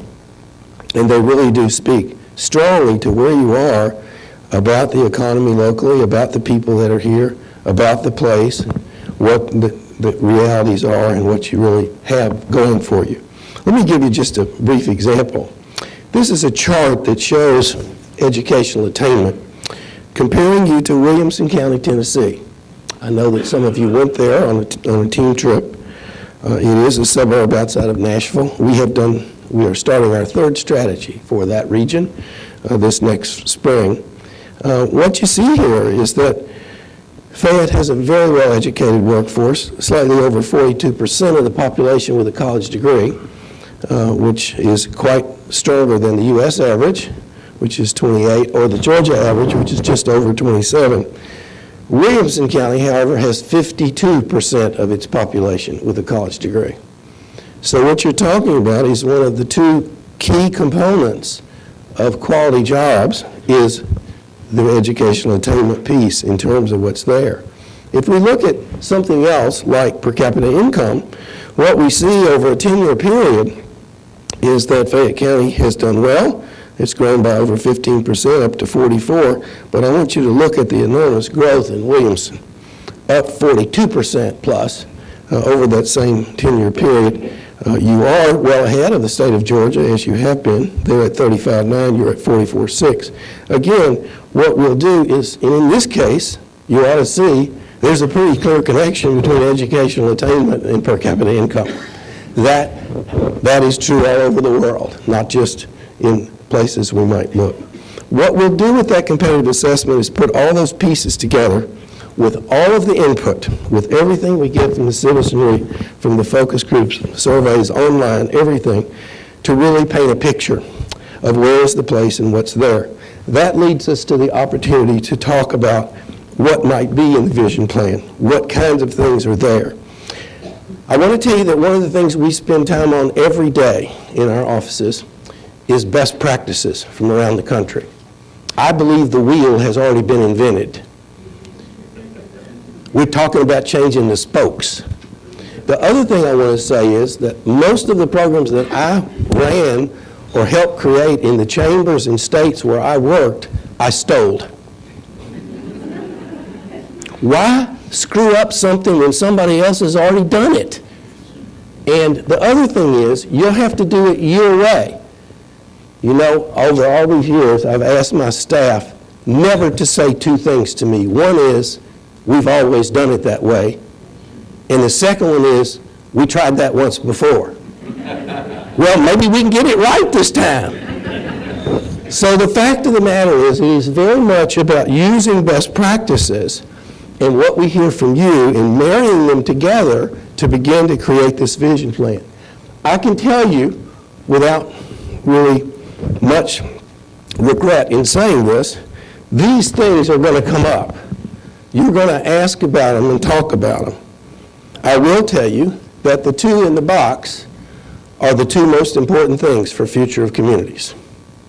Because what I have seen in this transformation over these last years, particularly since the Great Recession began, and some of us are not sure it's over yet, but the fact is that what we know is that the quality of the workforce and the quality of place are what matters.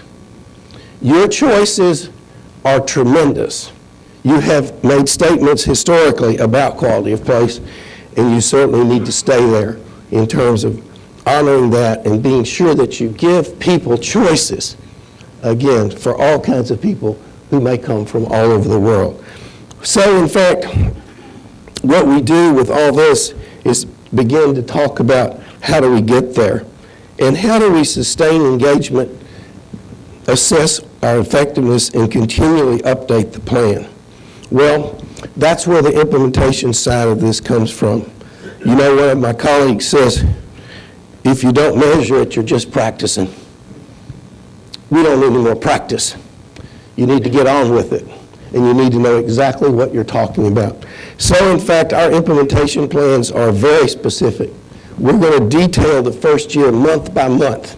Who does what? Who's responsible? What are the activities? What are we trying to create, stop, enhance, or whatever it may be in terms of what's there? Then we'll go to year 2, 3, 4, and 5 through the whole process in terms of what's there. You heard me say earlier, it's a team sport.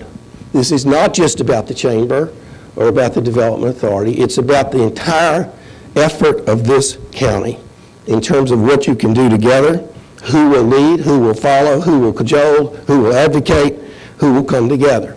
Yes, we're going to look at the staffs and the budgets of those organizations to see what might be needed. We're going to look at other things. The priorities will come from all the work that's done very clearly. And I want to speak for a minute about that last bullet. Benchmarks are vital. You have to talk about success and failure. You have to talk about both activity and results. At the end of year 1, what are we going to measure? That will be completely determined by what's in the goal area, by really what's there and what's possible. We have to really talk about that and be certain that everybody is agreeing that this is what we're going to measure, and you have to keep measuring it over time, because that's the only way you'll know if you're really moving forward or not. Once we get to that point, there will be a document, as I mentioned, that is in draft for the steering committee. They'll work on it for a couple of meetings to get it right. And then there are considerations, and we were asked to speak about this in the RFP, about other things we might do. We have assisted with rollouts. We've assisted with implementation assistance. We've actually come and staffed work groups for communities when asked, and so forth and so on. They're a bit outside of what we've proposed today, but we certainly have experience at them and are willing to do them. I want to share with you a couple of things that people have said in different communities about our work. Here's some comments from Austin, Texas. Mike Rollins, the head of that great Chamber of Commerce down there. We have done 3 strategies for Austin. We've been working there on and off for 10 years. Visionary and pragmatic. Metrics for measuring. John Seymour up in Decatur, Alabama. We developed and worked with them to create their plan, not ours. In Des Moines, Iowa, a regional process inclusive, a roadmap to the future for a big region of Iowa. And up in Rome, where we've done strategies 3 different times, results related from the 2020 plan that they continue to work on. Let me close by just talking about a couple of things. I'm going to mention 2 people that I've had the pleasure of knowing and what they said. A couple of years ago, I was at the Jimmy Blanchard Leadership Institute, which I always go to when I can. And I was standing there with my wife having a glass of wine, and Colin Powell came in the door and came to my table. Now, here I am, a lowly Navy lieutenant, And the chairman of the Joint Chiefs of Staff and former Secretary of State for the United States asked me about my military service. And my staff finds this hard to believe, but I was speechless. But I mumbled something about where I'd been and what airplanes I'd flown and this, that, and the other, and the general was just delightful. I subsequently read his biography in several books, and the book that he published last year called It Worked for Me in Life and Leadership. It's a great book. It's a great book about all of his experiences. I recommend it to you highly. But what I wanted to share with you today is what he said. No good idea succeeds simply because it's a good idea. Good ideas have champions, people willing to believe in them, to push for them, to fight for them, to gain adherence and other champions, and press until they succeed. That's where you are. Good ideas take hard work to get there. The other person I want to mention is J. Owen Miller. He was the chairman of the board of the Cummins Engine Company for many years in Columbus, Indiana, where I had the pleasure of being the chamber executive. If there are any architects in the group, they know that it is affectionately known as the Athens of the Prairie. It has wonderful buildings designed by great architects over many, many years. Mr. Miller and his foundation did all kinds of things for Columbus. He really believed in a quality community. And at the event where he was dedicating Otter Creek, which is a Robert Trent Jones designed golf course, and a clubhouse designed by Harry Weiss, which he built and gave to the community free of charge. Here's what he said: creating a quality community. No such community can be built without citizens determined to make it their best, without city and county governments working boldly ahead of its problems, not always struggling to catch up, and without the money sufficient to get the job done. It's a public-private partnership. Every place that we work successful has a public-private partnership that's working together. We believe that the comments of these two gentlemen and the comments of our clients really speak volumes to what this is all about. It's our great pleasure to be here, and we're delighted to answer your questions. Thank you very much.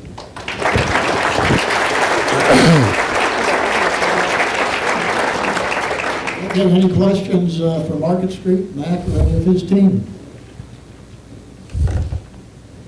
Now, he didn't do that good a job.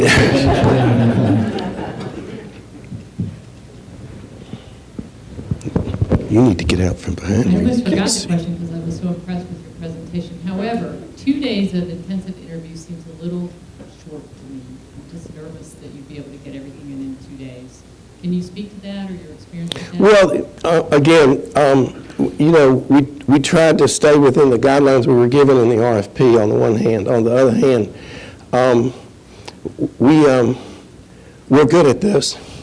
We know, and one of the things I would tell you that helps us do it, and 2 days is a lot. We can do a lot in 2 days. Please understand that that's a lot of focus groups. That's a lot of interviews.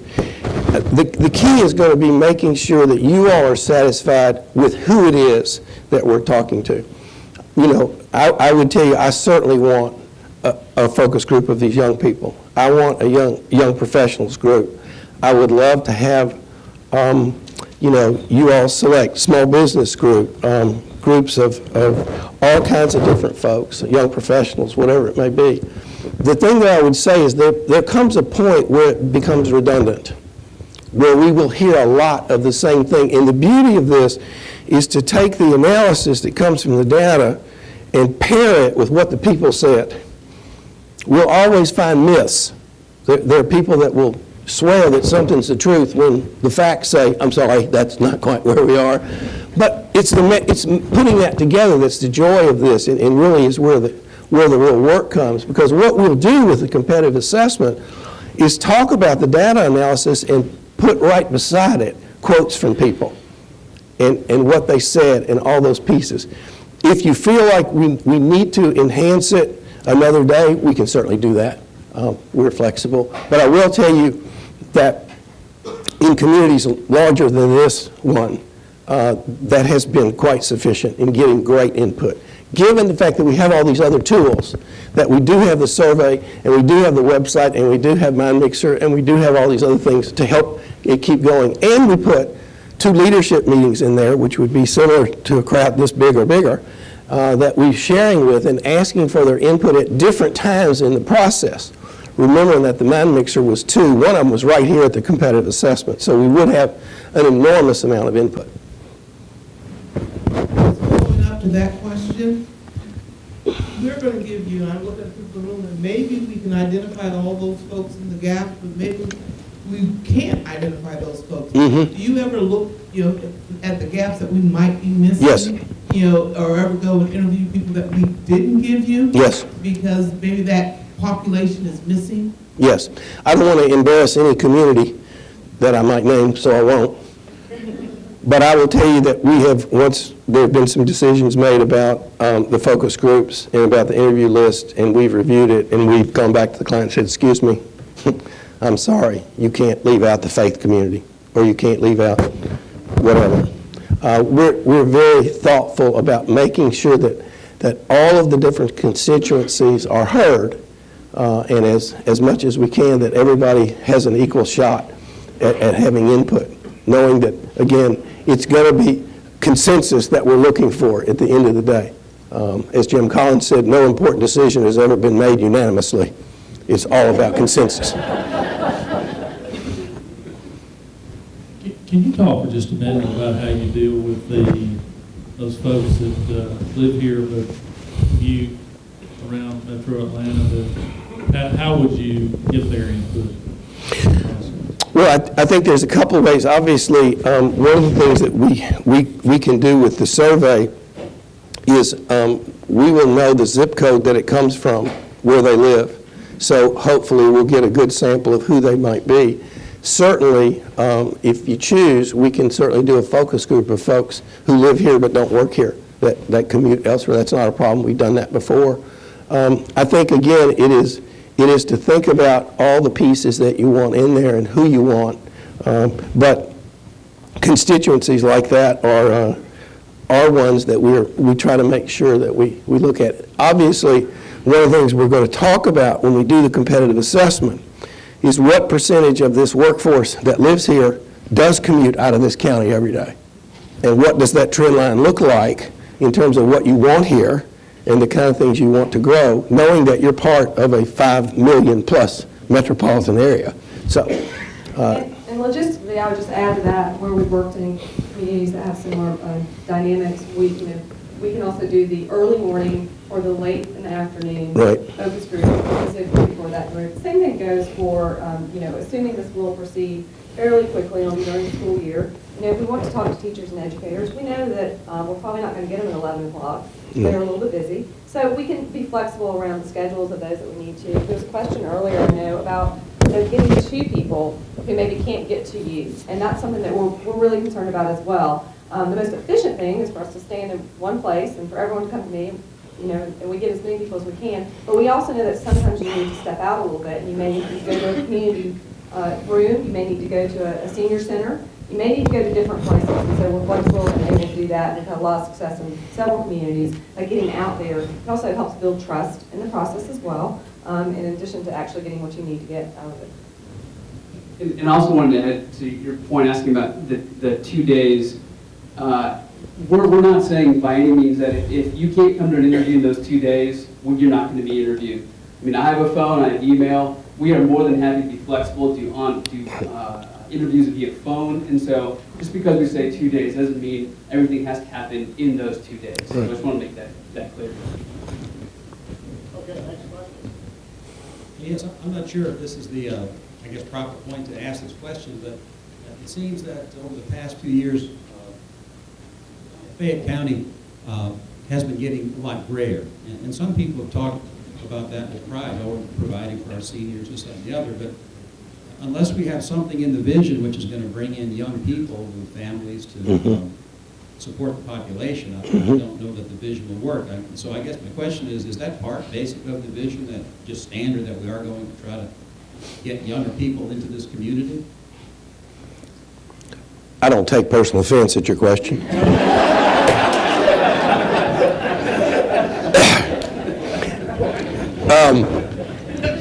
The answer is absolutely. Talent recruitment and talent development is a key to any community's future. And what I would tell you is that not only because I have children and grandchildren, do I understand who's in charge, and do I understand where the future is. So I would tell you that what you're going to find is there'll be very specific things here that speak to that. Once we get a holistic look at your demographic and what has trended over the past 10 or 20 years to see where you are, my guess is going to be that while you're right, we are all getting older, at the same time, I'm going to bet you have a very powerful group of children in terms of percentages based on looking at other places like Williamson County and others to see kind of how you're doing and what the national trends are. But very definitely the whole question, let me give you an example. You know, people, and we've had a really fascinating time working with Austin from the day in 2003 when they had lost 26,000 jobs that year, paying $80,000 a job, had no in-migration, per capita income had gone down $1,800 a person, to today where they're one of the leading cities in the country in terms of innovation. Remembering that they have the University of Texas with nearly 60,000 students, they have the largest community college in the United States with 40,000 students, and Texas State right down the road at San Marcos and so forth. In Austin's plan that we just finished, the third one in December, there's a whole section on talent recruitment and development.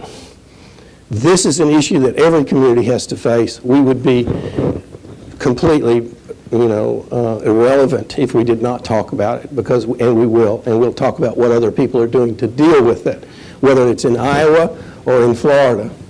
We're working in a community in Florida where the average age is 48.6.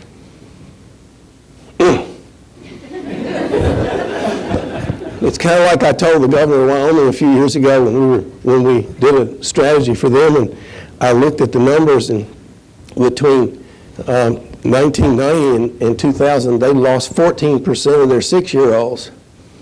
And I said, Governor, if you don't do something, you can just turn out the lights, because there won't be anybody here. Okay, we've got time for one more.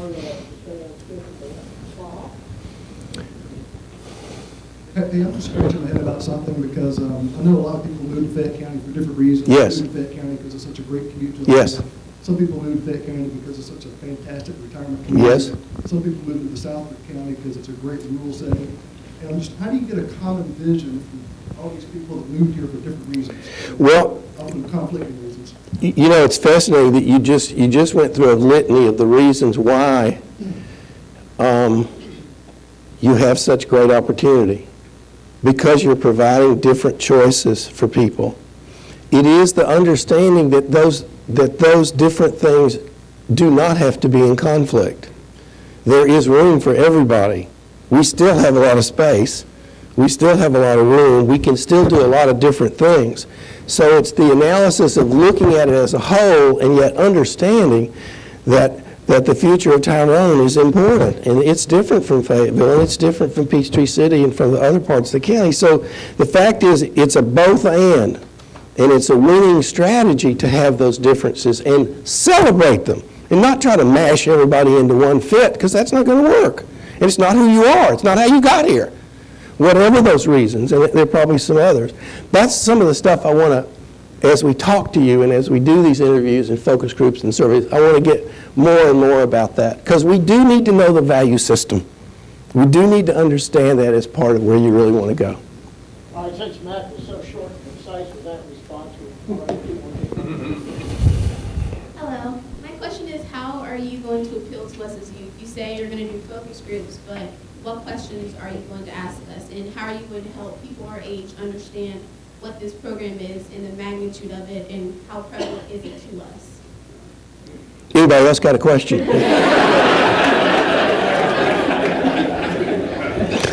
gotta love them. You know, they're gonna tell you the truth. That's it. The first thing I want to say to you is this. One of the questions we're going to ask you is, do you want to go to college? And then we're going to ask you, when you grow up, do you want to live in Fayette County? And we're going to ask you, when you grow up, what do you want to be? Or what do you want to do? We're going to try to find out as much as we can about what you are, who you are, and what you want. And without boring you to death, we're going to try to talk a little bit about what makes a community up. What are the characteristics of a community? And try to explain a little bit about, you know, if you don't have a strategy or a vision, you don't know where you're going. And it's, as you're not old enough to know who Yogi Berra is, but he was one of America's great philosophers. He also used to catch baseball for the New York Yankees. And Yogi said, when you come to a fork in the road, take it. Well, there are lots of choices. That's what we're going to talk about with you. And we're going to try to be sure that you know that you are what this is all about. Because you are. Okay, thank you very much. We got a round of applause.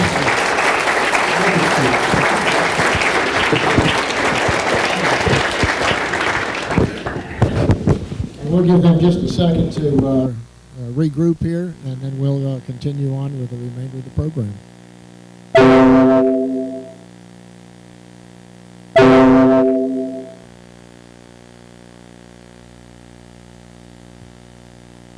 Everybody learn a little bit about visioning today? When I was first approached on this, I didn't really understand how the process worked, even in general terms, and what we would get out of it. And I read through the proposals, learned a lot more. Odessa Archibald was kind enough to do some research and provide that to us. So spent a lot of time reading on that, and it certainly helps having a couple of professionals come in and lay it out for us and respond to our questions.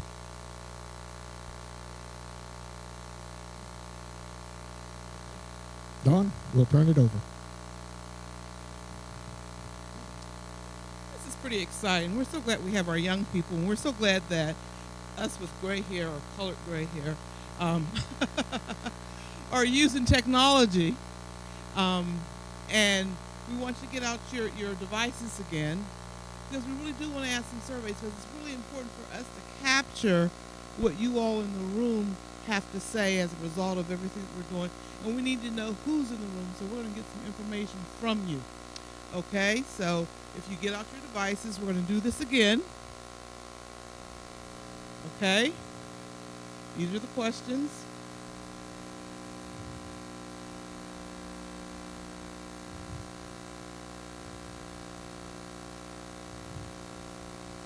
And I'm going to try to do this and talk at the same time. Okay, I'm not as good as some others. We're going to move on.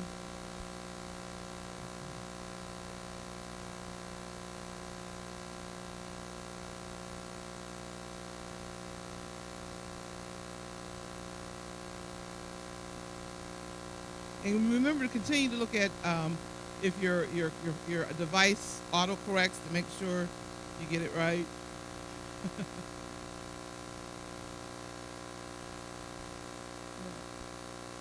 I'm going to be able to move to the next question. Okay. Now we need your demographics. We need to know who we have in the room. So again, look for the autocorrect, find the demographic, racial, or group that you fit in, and mark that.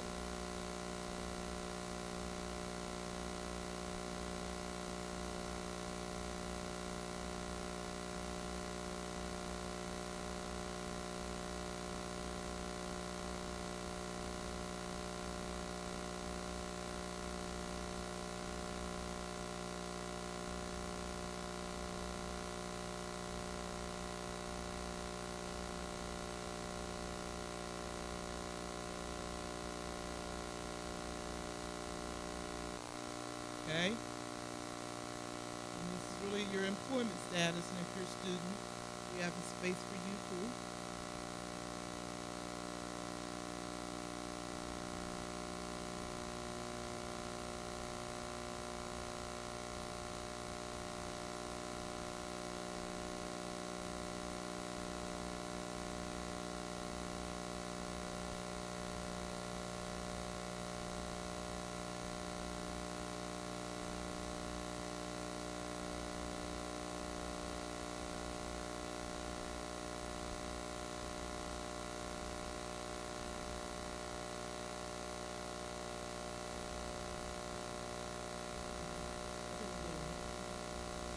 Go ahead, next slide.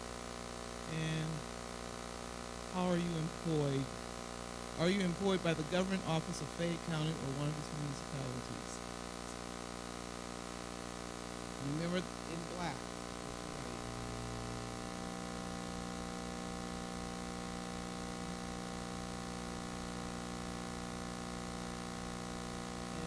Keep doing it if it doesn't keep auto-correcting.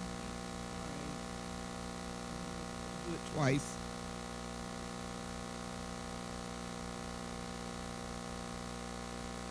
Next one. And what is your household income? Find your level and mark the one in black.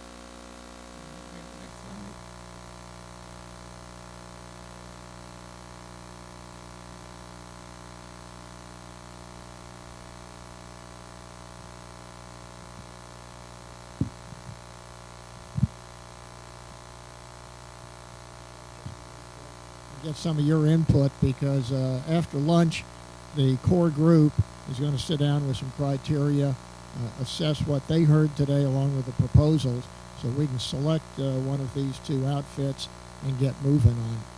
And to help with this process, we're going to call on Randy and Mike.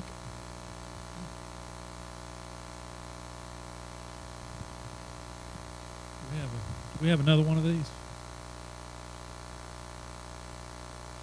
Michael and I decided we're going to do this together, whatever that means. But Bob, do you want to go through these questions first, or?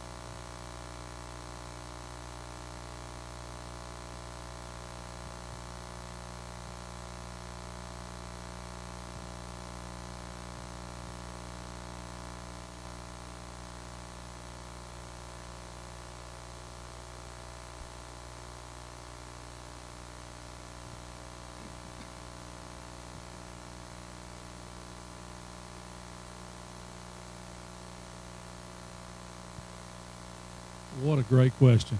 Why don't we start off by introducing ourselves? I'm Randy Weaver. I'm the current board chairman of the Chamber of Commerce. Been involved with the team since we took our little trip. I'm a local business owner, all-state agent. And I'm Michael Burnett with Piedmont Fayette Hospital, also chair-elect of the Chamber for next year. Okay, so you've got the two of us have been involved through this process as we've gone through it. So funding. We've already had a couple of folks step up and contribute to this process up to this point. I think Mac Holliday mentioned that one of my tweets was, this is a public, business-public or private-public partnership. You guys remember that comment that came through? The folks that are sitting in this room, we're going to be looking to you to be a part of this process. And so funding, to suggest that we have all the funding in place to go forward with the process is not the case as of today. Now, here's the question. Have you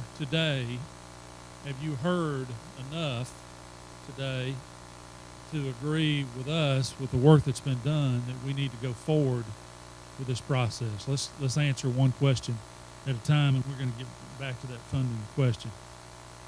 Let's and if the answer is what was the answer, depending on what it cost. Let me just say to you, we've probably raised half of what we needed to in this process at this point. And we'll get to that in a minute. Are we going over that now?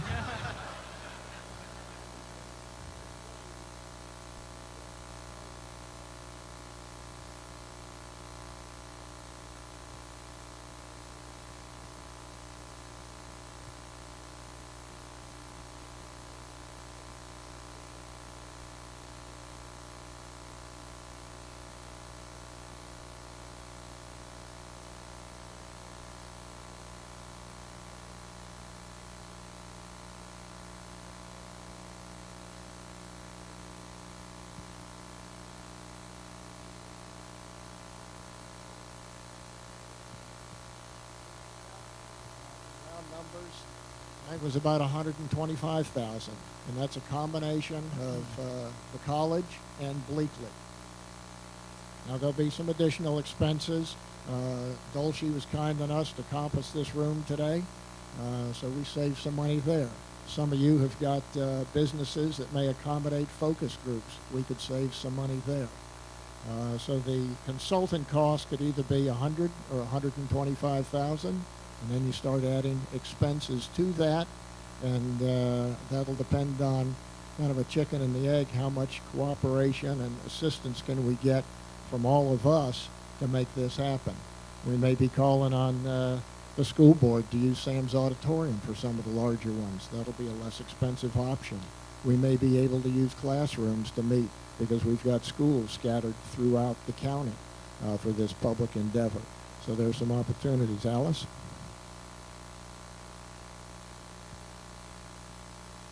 No, the bid that was submitted by Market Street was about 102, as I recall, and the bids put in by Georgia Tech was about 125. So far, we think we've got a pretty good line on. Well, we've got a pledge of 50 and 2 other pledges of 5 apiece, so that's 60. So as Randy said, we're at about the halfway point to cover that known expense right now. Yes.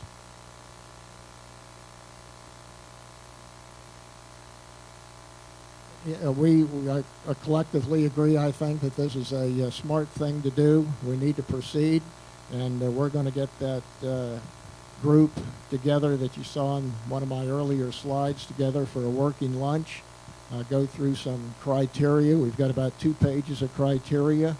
Compare each one of their proposals and their presentations to that criteria and come up with a decision. George?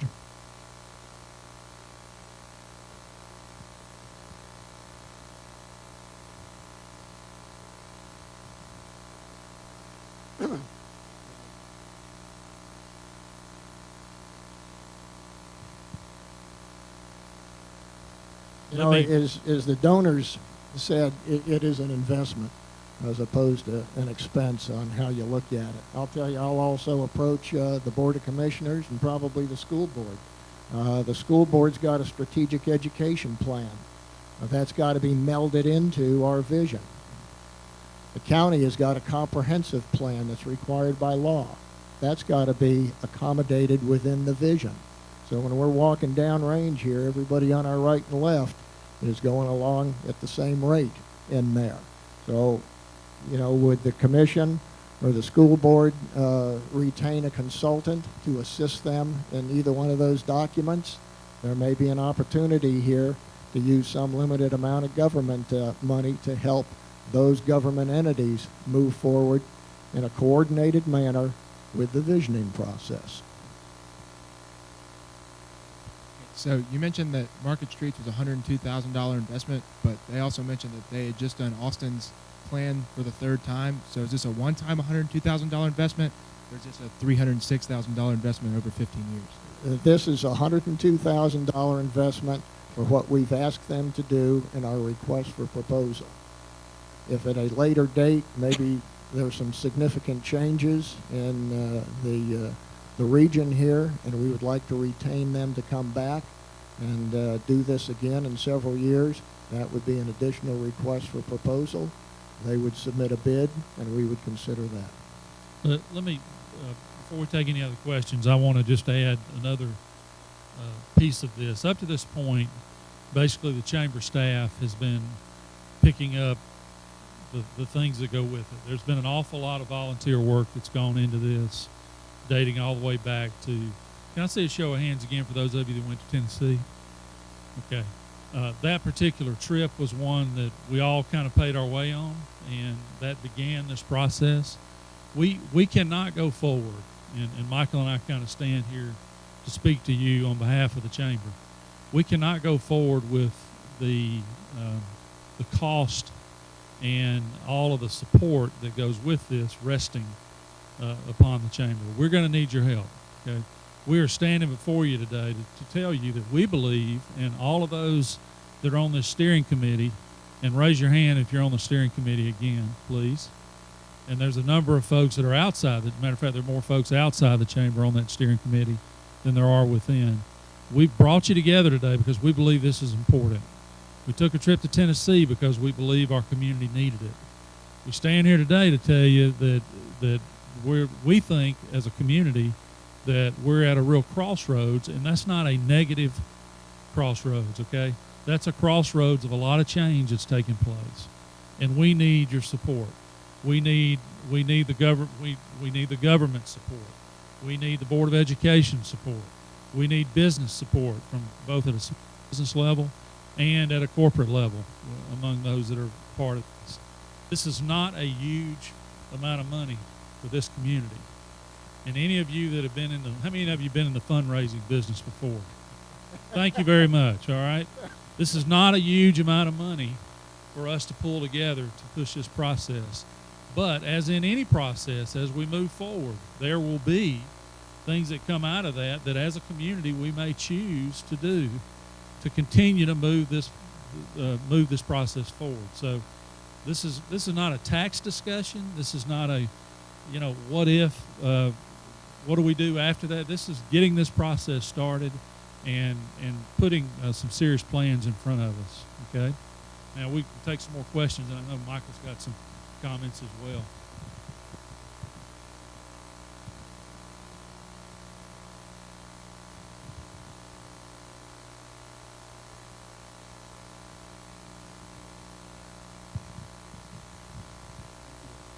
I certainly concur with this initiative. My question has to do with the contract aspects. Were these the only two firms that bidded on this contract? And if not, how did we reach the conclusion that we would even consider these two? Great question. You want me to just take that? I think we had 5, 7. Let's let Virginia answer this one. She can do it best. It's a great question. We started with a request for qualifications, and with some of our partners who know across the state and across the nation different firms that have some capabilities, we sent out a request for qualifications. Out of those 7, we actually had 3 that responded affirmatively that they wanted to be part of consideration to receive a request for proposal.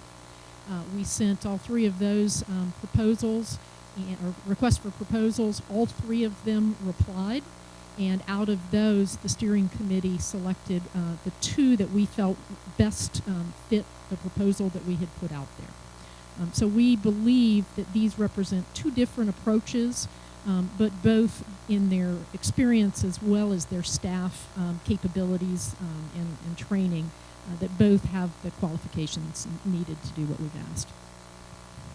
Did that answer that?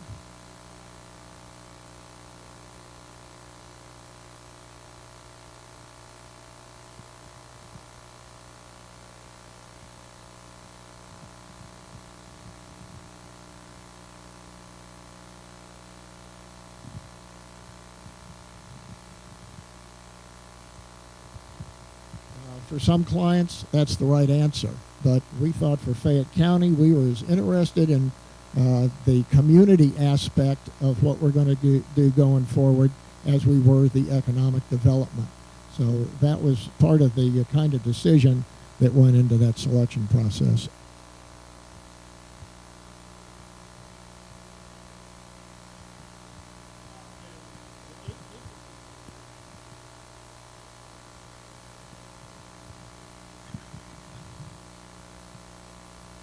I just wanted to, give the clarifying point for a lot of people if they don't understand. In government, you're not hearing a lot of output from elected here, and there's good reason, right? At the point about funding, because we have our ordinances, we have our policies, we have to have something submitted to us for a request, we have to review it, and then the council has to vote on it. So it's not, I don't think any elected in here opposes this. It's just we have to abide by our rules. And like you said, for the county, they have their comprehensive plan. Well, Peachtree City, every city has a comprehensive plan. We've got to see how does this fit within our vision. I mean, I like it. It's a good plan. I'm trying to get a plan in place for Peachtree City. And so I'm behind it, but I just want everybody to know the cities kind of have to sit on their hands about making commitments. But one commitment I can make for this is, when you're talking about space for these meetings, council chambers will accommodate 200 people, and we do make it available for issues like this. So please, if that comes up, please contact us.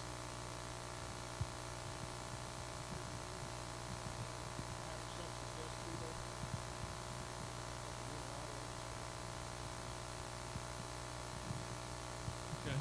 I think Scott's. Yeah.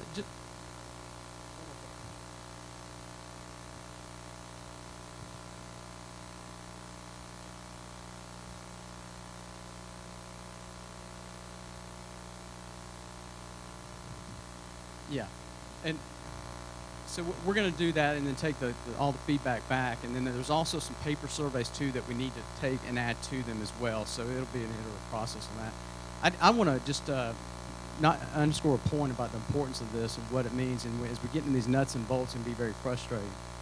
But if it wasn't for a visioning process 25 years ago, I wouldn't be here.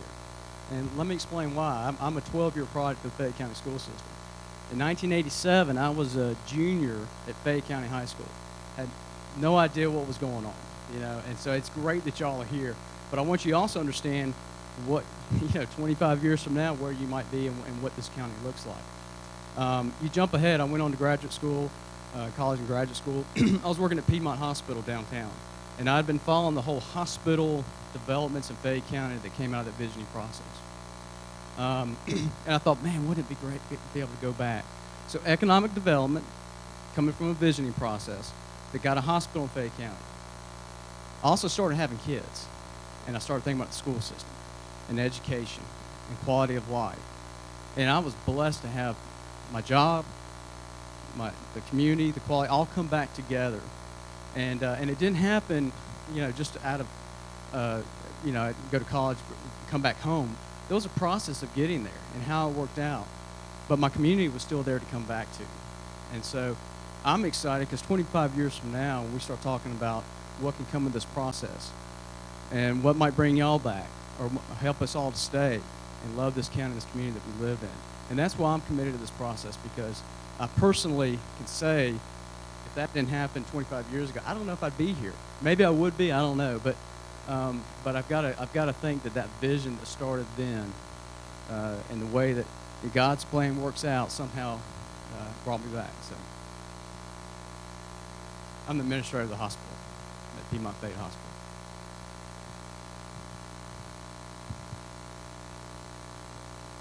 Do you have any other questions before we go into other questions using technology? Okay. So get your phones out again. Are you in favor of the Fayette County visioning process for us to move forward?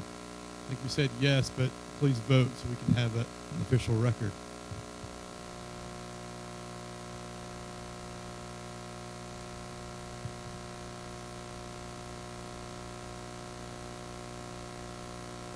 if you need a hard copy to fill out this as well, if you haven't been using this, please see Virginia. She's got a copy you can fill out.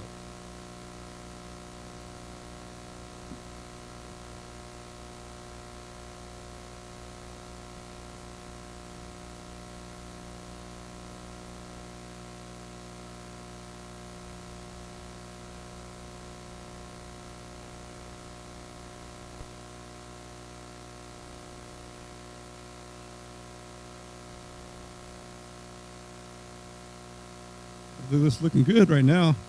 There's no outliers yet. Well, remember what Max said. There are no tough decisions that are ever made unanimously. That's right.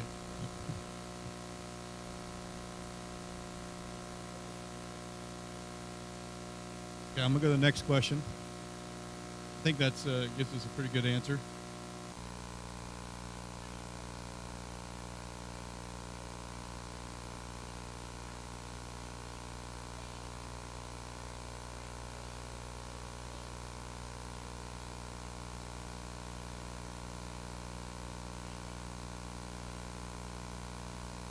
The question for those who are watching on video is, I believe the most critical considerations to include are in this process.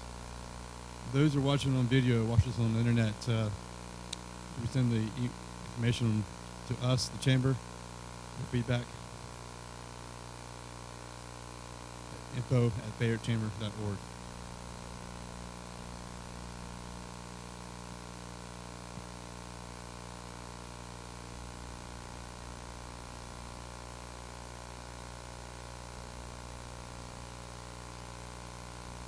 Some good feedback.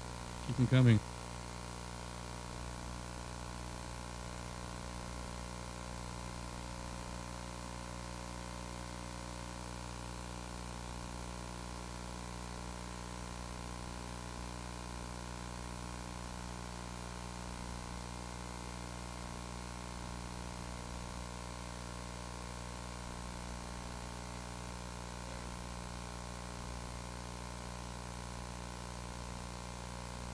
That's really great, guys. Next question.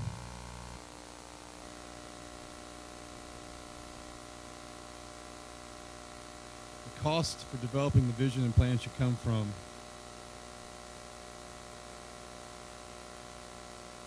local government, state, federal grants, local business, public contributions, other, a combination of all.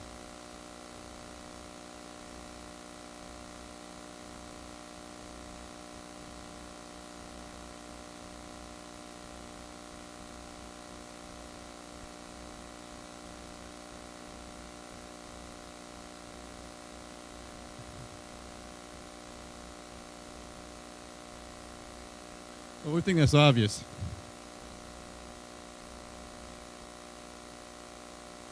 And just recognize that as we make these selections, we've got to be cheerleaders and advocates for each one of our responses. If we're voting to fund this thing, then we've got to talk that up within our community, within our business, with our officials, people we meet on the golf course. We're all going to be ambassadors. So the next question is, I believe the process is important enough that I'm willing to contribute, and you fill in the blank.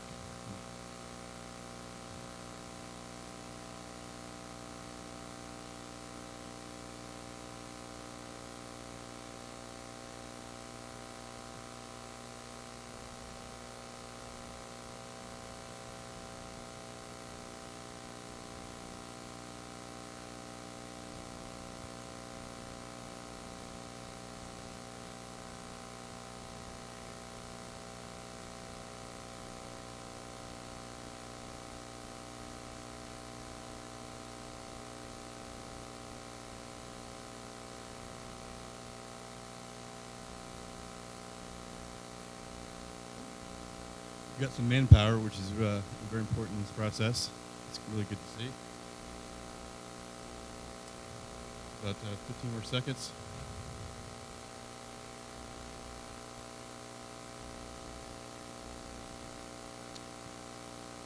Great. Next question.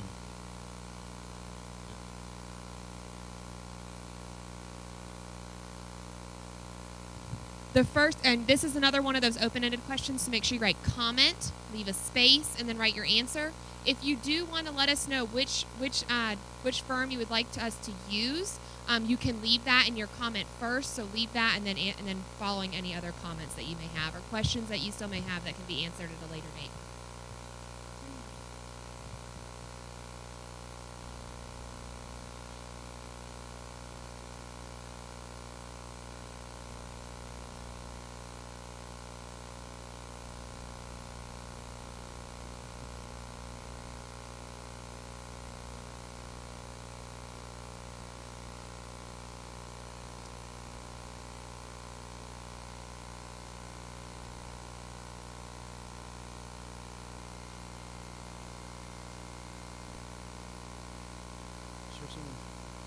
Copy and pasting.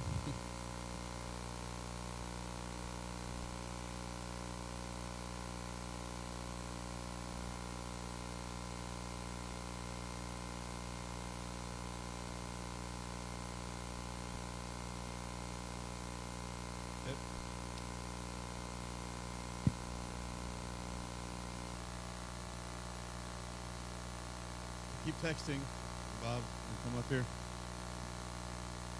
So we have next steps. So I think we've got buy-in from everybody in this room, like we did back in December. We want to move forward through this process.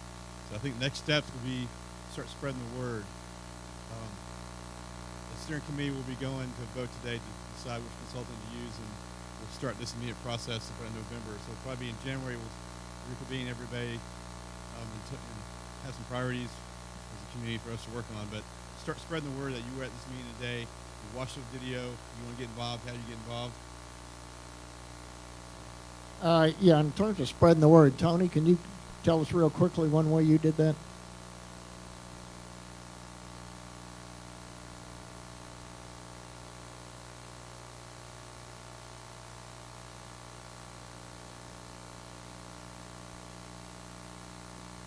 What a great way to get it out to a lot of people. Doesn't cost us another nickel. There's a way we can save some money.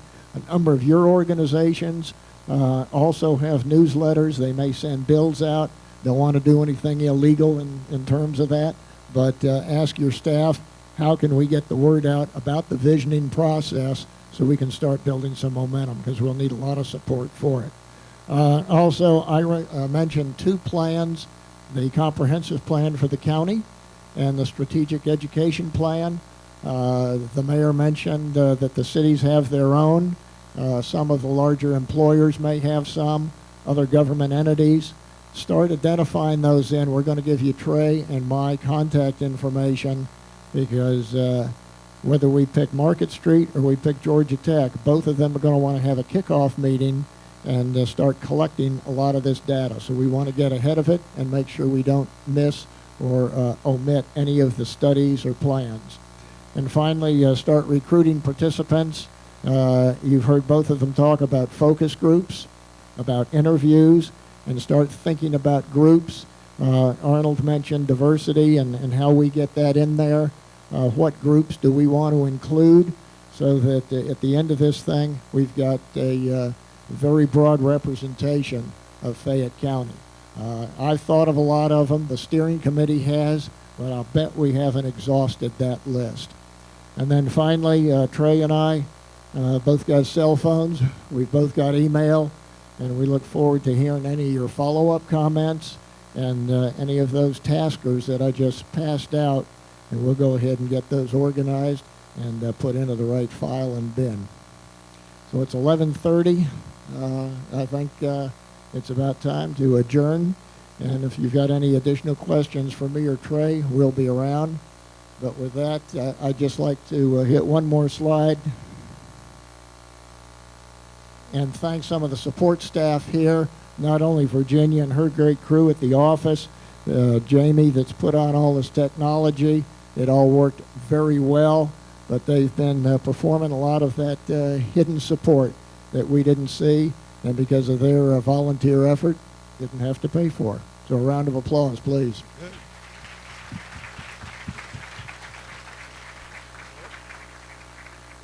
Also, I got the presenters and the cleanup crew, and I really want to thank the students for being here. So, are you guys inspired? But thank all you guys for coming. We look forward to working with you in 2014.